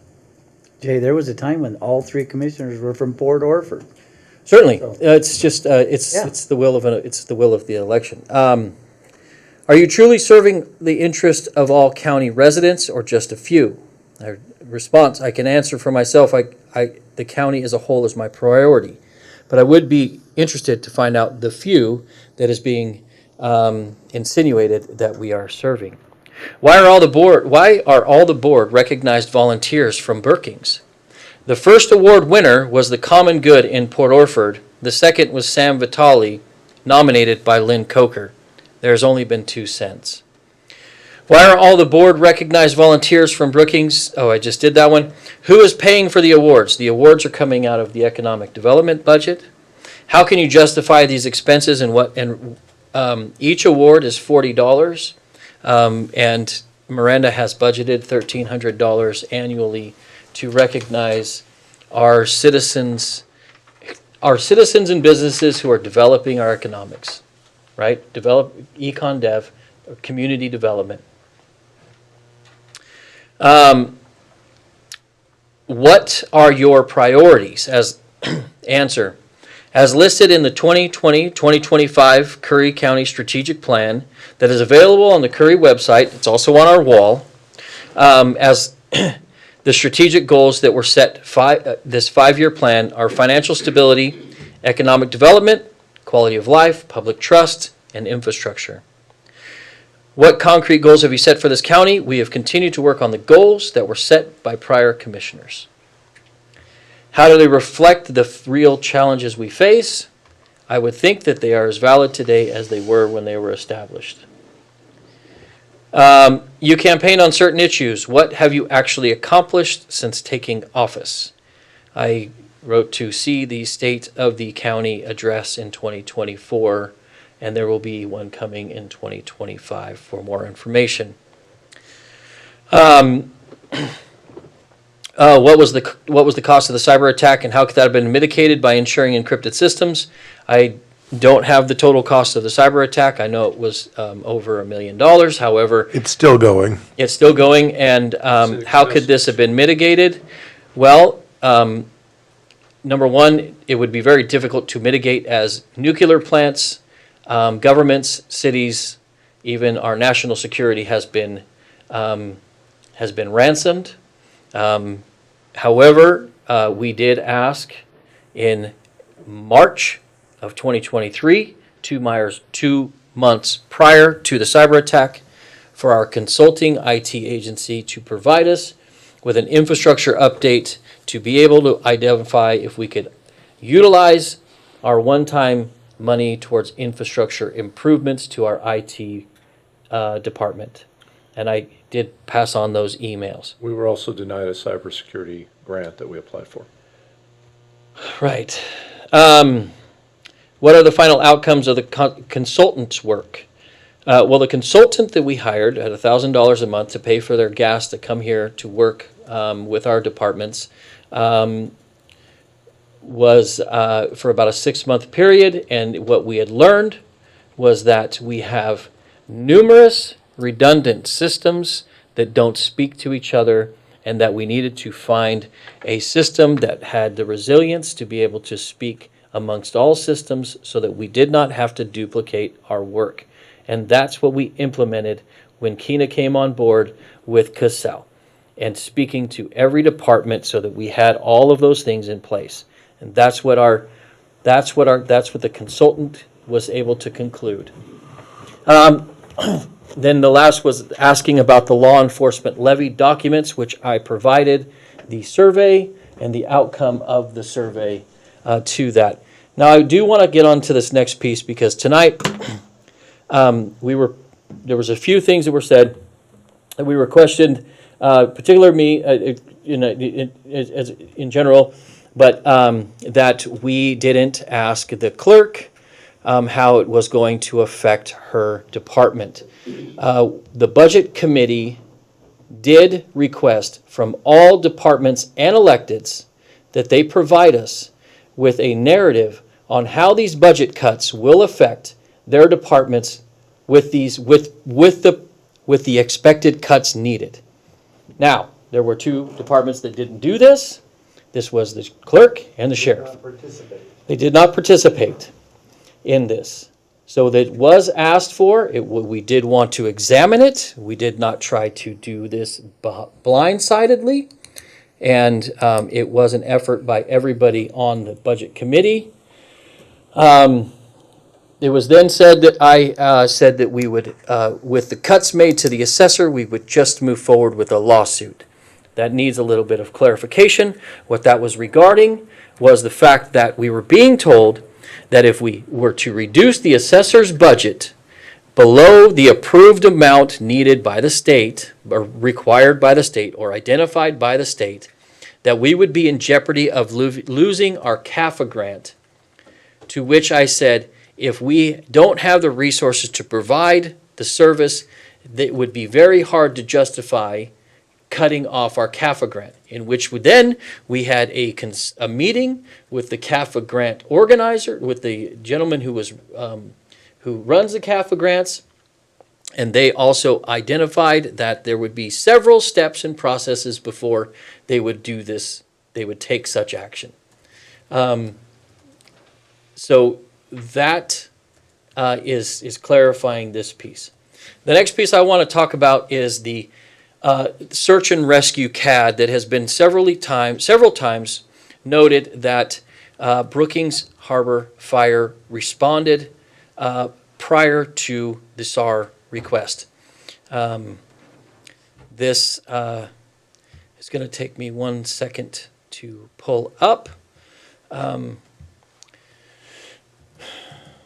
But I want to provide clarity and read it in its entirety so that it's not misconstrued. The incident report, L2413144, the offense is called rescue operation. The incident states, last seen with short bald guy, black shorts with gray short sleeve button-up shirt, reporting that his 15-year-old son is stuck on some rocks at the southernmost end of the beach. Son climbed up the rocks and began to crumble under his feet. Now can't get down. Last seen with black shorts, t-shirt, dirty blonde hair. Transferred to Station 2, which is the Sheriff's Dispatch, and introduced for possible SAR response. OSP advised 12-4, no one is on right now, but will put through to a supervisor. Wait. You said OSP was advised? No, OSP advised. Okay. So they heard the call. They advised that they had no one on, but we'll put it through to a supervisor. At 1370, 1317, 40, a CAD pager, a cell to Harbor Fire, which is standard. Harbor Fire responding. Station 2, which they had already sent off to Sheriff's Dispatch. This is at 1320. Station 2, the Sheriff's Dispatch advised that they do not have the resources available. LT advised his dispatch to let him know if anything changes with status, victim status. Dispatch also shared that the father relayed that the son is not listening to hold still and rocks are continuing to crumble under his feet. At 1321, after Station 2 said there's going to be no response, after, not before, after, at 1321, a pager went to Fire Brookings for possible rope team. It wasn't until 1331 that they were on scene. And it wasn't until 1412 that the juvenile was back on the beach, an hour after the initial call. So I just want to provide some context to those situations that I was bringing up. Okay, so it was stated in multiple times tonight and the night before that they didn't go because they were already, that Brookings rope team was already on scene. Brookings rope team was not dispatched until SAR they were told they didn't have the resources. So I just want to make sure that that is factual. It was also stated tonight that I had brought up decrease in referrals and that I attacked the sheriff about decrease in referrals. First of all, I want to make a point. This is not personal. This is about policy. And if we go backwards in time, this entire scenario occurred because we had a situation where county assets were given away without proper procedure going through the commissioners. And we were simply asking that we go through the proper procedures. Now, I don't know if procedures are important to you or to you, but they are important to me because procedures prohibit chaos. And I'll tell you what, there hasn't been a whole lot of leadership preventing chaos. Okay? So that's why that is important moving forward. Okay? So this isn't personal. It's about policy and following it and having an understanding between elected department heads and our roles in which we govern those frickin' policies. And we need to be on the same damn page about those policies going forward. And if we can't be on the same page, it's going to be extremely difficult to work together, because we all have our duties to monitor and observe and make sure that those policies are being followed to the T, because that's what our job is. And if it says that it has to come through the commissioners before it can be given away, traded, or sold, then it has to come to the commissioners before it's given away, traded, or sold. That is it. There is no leeway. Nobody here owns county property. Not one person owns county property. Not one. The county board of commissioners govern over that county property and make decisions as a board, not individually, as a board, on how that stuff is dispersed. That's why we got into the scenario that we're into right now. And you make those decisions based on the policies that were approved by the county even prior to your being here. You're following the policy that the county dictates. Now, there were questions. There were other questions. And we have the full autonomy and ability to say, the resources that we're providing you are being expended. We're not asking you how they're being expended, but we're asking about the outcomes in which this is occurring with those expenses. One of those was, all we had was referrals. So what I saw was we had 40 referrals in June. We had 44 referrals in July when budgets were cut. And then all of a sudden we had 7. And I was asking for the reason why we had 7. Now, in September, we had 26. It came back up. But what was the reason? Did we have a decrease in crime? Did we have a decrease in... I think that the people have an expectation should be able to understand that, especially with the number of emails that we're receiving from people who are not getting a call back. Not being able to get through on the system, not being able to put in their digital crime referral, all those things. So it's interesting to me that the people who are coming in here, who are now trying to attack the Board of Commissioners for asking information to be transparent to the public, are criticizing the transparency that we're asking for the public. In the same sense, asking us to be transparent to the public. We have been nothing but transparent to the public. I have answered the emails. I have answered the questions. All I am asking is that we follow the policies that are put in place that govern the county that we oversee. And that is not something that is above board to ask. And that is not something that is above anyone to expect. And it is not an attack. Again, we have not been telling anyone what to do. We have been asking how they're getting it done. That is important. And if you want to put on a funding solution, this is information that is vital to putting out towards that funding solution. This is what we're able to do. This is what we're able to do right now. This is what we're capable of doing going forward, unless you fund us. Those are the questions that we've been asking, along the exact same parameters. But it's information that we have a disconnect in receiving. So again, what's wildly fascinating to me is that we all have the same intentions. We all have the same intentions. We want what's best for the county. We want a law enforcement a public safety program that is funded, that is doing the job that needs to get done, that is able to respond to scenarios that are health, safety, welfare, trespassing, transient, all of those things. We all want that. And we all have a set of rules that we have to go by. We're just asking that we're on the same page with those set of rules in moving forward. So I'm people can come in. I find it wildly ironic that people want to come in and go after, as was said, a government that's not a government that you can't trust. When all we have done since we've been up here is ask for more transparency. Yes, a forensic audit on a budget that is 2 years behind, that has gross mistakes, that we can't even identify where the funding has gone to in terms of the districts. Yes, we do want a forensic audit on that to ensure that we know what we don't know. And our hope is we know everything, that what we know is true and accurate. But the reality is, we don't. We have a duty to find out where the money went.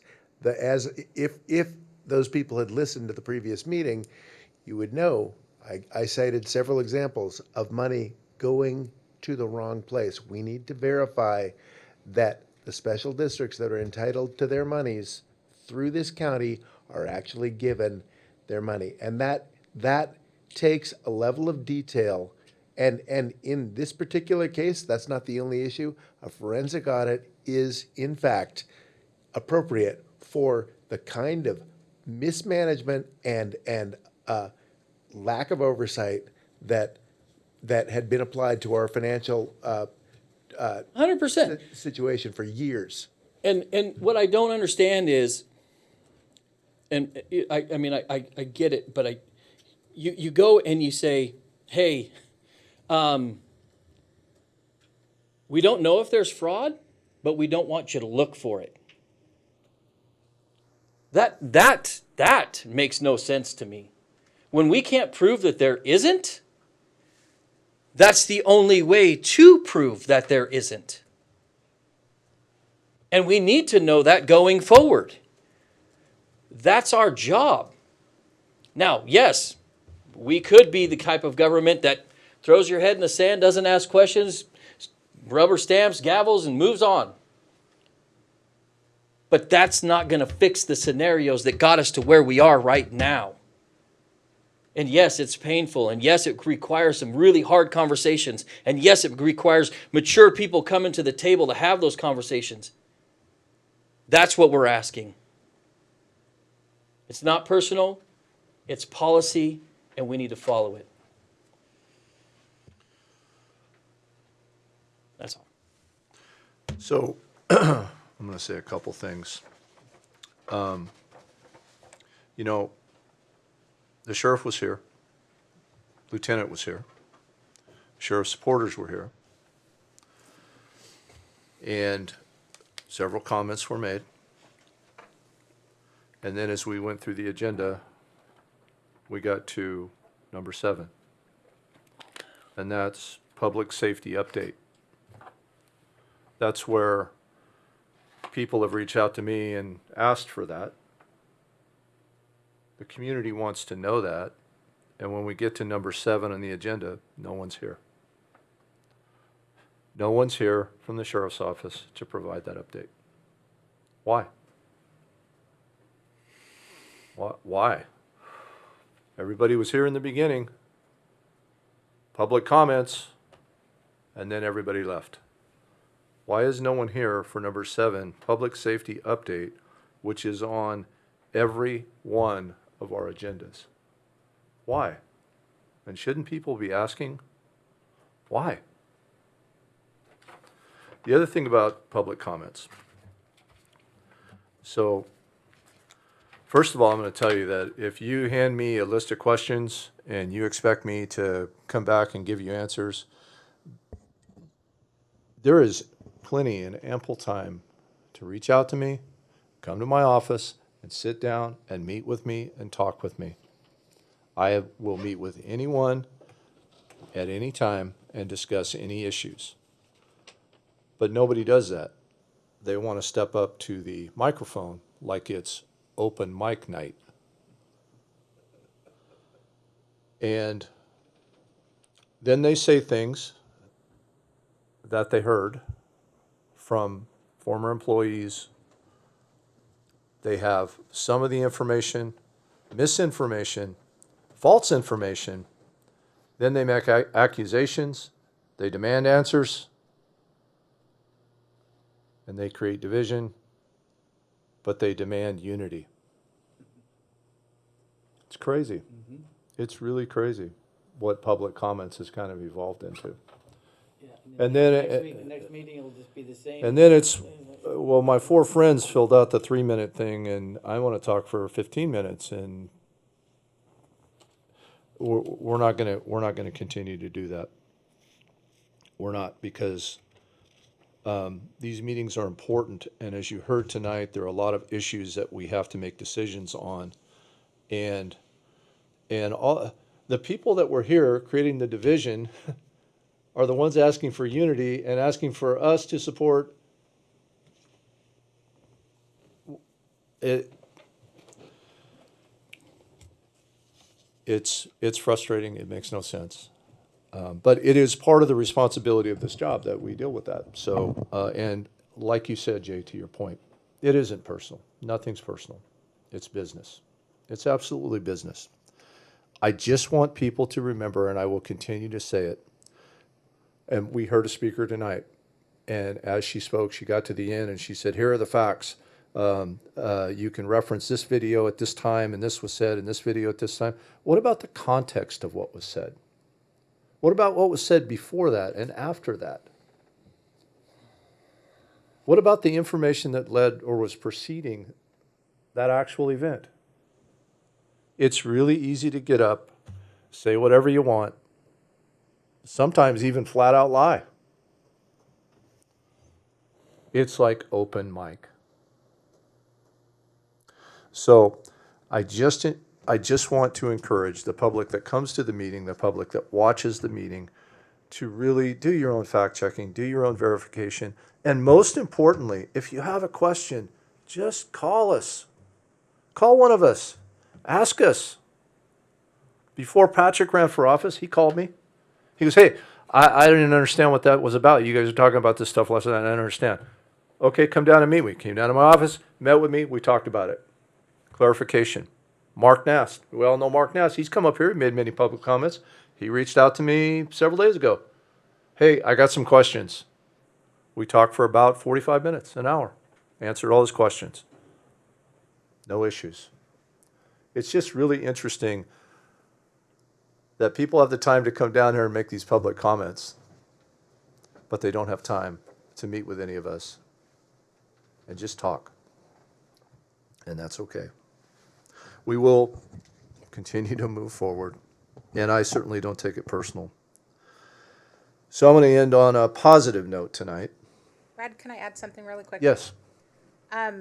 One of the public comments, I just want to say that I am proud of the treasurer I'm working with and the financial team that I'm working with, because if it wasn't for this group right now, we would not have accurate financials. And accusations otherwise of audits maybe calling into question the people that are currently working. Yeah. I would not be here if I thought I was working with a Right. group of people that were fraudulent or had any ulterior motives. So I just want to commend the team that I'm working with and the current treasurer. because I Absolutely. think they're doing a phenomenal job. Absolutely. We have turned the corner on the past when it comes to our financial department. As I recall, Jay's idea of establishing a policy for having that level of audit every few years is precisely because of the changing demographic of the elected officials Absolutely. within this organization. Correct. And I will also say that when you find people that say there's no reason to look, Then you should there's usually a reason to look. Well, the other piece of this, that in terms of the having it every 3 years on a rotating basis, is there's no stronger checks and balances than a board order for checks and balances every 3 years. It's a preventative measure to take, to not allow those types of actions to occur going forward. What you would hope is that every 3 years you have a clean audit. Right. And Well- I would welcome, as a finance person, I would welcome somebody to come in and look for things, because you only grow and do better Absolutely. when you look for different things. This actually And- applies to every single department, or should. Absolutely, and we have nothing to hide. More than welcome to come and look at my books anytime. Well, The people that typically have, and recently have been stepping up to the microphone and making public comments, they don't have all of the information. They absolutely do not have all of the information. And if they would take the time to just meet with us and talk with us, they would have the information. Now, they may not be satisfied, and maybe they'd like to come back and state their opinion, which is different than what's been happening recently. But we'll continue to move forward, and go ahead, Patrick, because I want to end on a positive note tonight. Go ahead. Yeah, I think this is very fitting for the events tonight. Last week I received an email from one of our citizens who was here tonight, actually. And, anyway, she sent me an email, and I'm not going to read my entire response, but I want to read my response to her in regards to a quote that she left me in the email, and it got me thinking. And the quote that she left me is, "Great leaders inspire, bad leaders control." I thought about that for a while, and I'm like, depends on kind of what context you want to look at that. So I spent a few days, really kind of thought about it, and I want to read to you guys my response to that quote. Great leaders inspire, bad leaders control. And this is in the context of what's going on with the Sheriff's Office and Board of Commissioners. This quote to me involves understanding the significant roles leadership can take and exploring scenarios where control might also be necessary. Sometimes control is necessary to maintain order, ensure compliance with regulations, and achieve organizational goals. Inspirational leadership can be most effective when balanced with control to create an environment where followers and employees understand both the vision, the goals, and the expectations. Different situations certainly require different leadership styles. In high-pressure situations, having control may be necessary to direct the team toward quick decision-making and adherence to protocols, while still aiming to inspire them once stability is achieved. Control doesn't necessarily mean micromanaging. It can mean instilling discipline, setting clear frameworks, and holding people accountable, which can be crucial for developing skills and achieving the broader vision and goals. Controlled environments don't always stall creativity or morale, but can provide the necessary structure needed for the flourishing of innovation, critical thinking, and ensuring that everyone knows their roles and responsibilities within the team. It's possible for a leader to use control to achieve short-term goals while also maintaining a vision that continued inspiration is the key to long-term success. In fields where safety and legal standards are of the utmost importance, control ensures compliance and minimizes risks, safeguarding both the organization and its employees. By evaluating the needs and nature of the specific context, the dichotomy between inspiration and control can be navigated effectively without labeling one as purely good or bad. And I want to leave you with this quote. And it comes from one of my personal favorite leaders, Teddy Roosevelt. Quote, "No man is above the law, and no man is below it, nor do we ask any man's permission when we ask him to obey it." Roosevelt, in this quote, emphasizes fairness and the idea that everyone, regardless of status, must abide by the same rules for a just society. He asserts that no person, regardless of wealth, power, or position, is exempt from the rules that govern society. Those within power and leadership positions should not escape accountability. Well said, Patrick.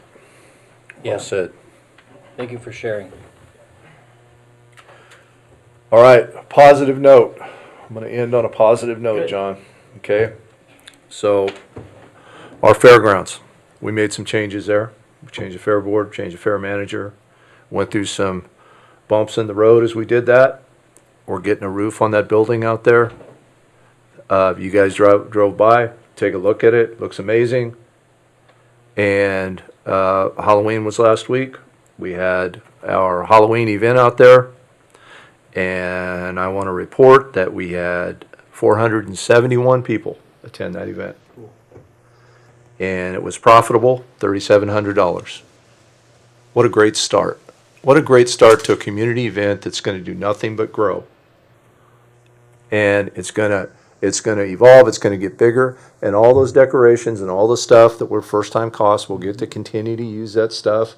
And a lot of lessons learned to make it better next year. And I want to thank the volunteers in our community that took the time to go out there and help set that up and do the role playing and really give the kids a great experience. And it's encouraging and hopeful to see that when you struggle to make change, you see those positive results like that. And I want to thank the Fair Board manager too, as well as all the volunteers. They were awarded first place in the Haunted Business Contest of Gold Beach. So thank you everyone who was involved in that, and it's those types of things that make our community better. Who paid for that plaque that they No kidding, right? I also want to say that maintenance found the long-term water leak. Yeah. Oh, good. And so finally, after all this, Yep. after years of this going on Good. and not being properly addressed, they got it, and it was under the OSU building, toward the upper end, and they're working on it now. That can be hard. Can I just say one thing? And it could always be worse, I guess, is what I'm going to say, because I sat on this board for almost 4 years, but the worst thing I ever heard was a lady call Court a communist in her public comments. So it could always be worse. You know, we did the same thing we did tonight. We don't address the. Yeah. But at the end, in the commissioner comments, Court, bless his heart, he said, you know, when I was growing up, the two things you never wanted to hear was you never wanted to be called a communist or a litter bug. And he says, I was just called one of the worst, and he took it, and that's what we do. You take it, it's not fun, it's easy to say it's not personal, but it gets pretty personal sometimes. But we are here because we were voted in, and we will continue to do that until one of us lucky ones gets to walk away in a couple weeks, months, a month and a half. So I appreciate you guys, and we'll just continue to do it, right? We will, and don't plan on going anywhere because we have executive session next. Oh, yes, but I gotta go that way for just a little bit. I do too. All right. Ted does too, I think. He's getting. So, You have to call it. Yep. Oh, that's right, that's right. I'll be right back. Meeting adjourned? well, we have to go in executive session. Oh, yeah, 3 minutes. All right, we'll take a 3-minute break.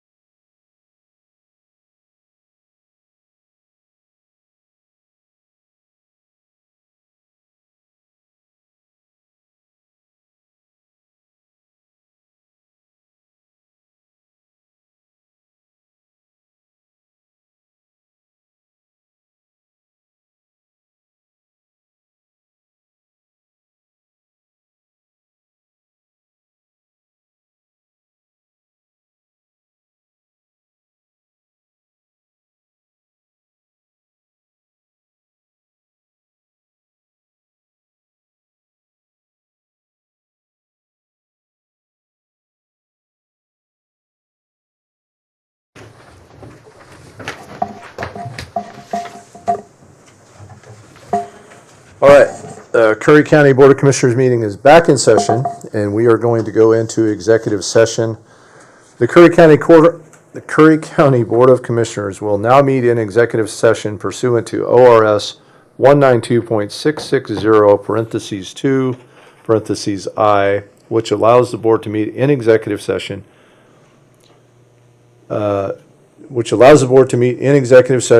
to review and evaluate the employment-related performance of the chief executive officer of any public body, a public officer, employee, or staff member who does not request an open hearing. Representatives of the news media and designated staff shall be allowed to attend the executive session.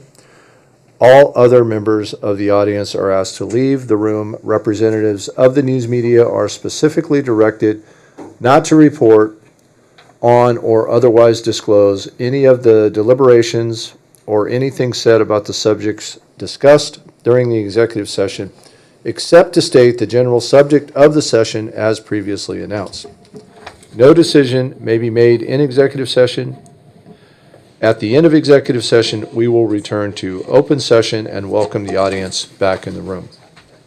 Brad? So.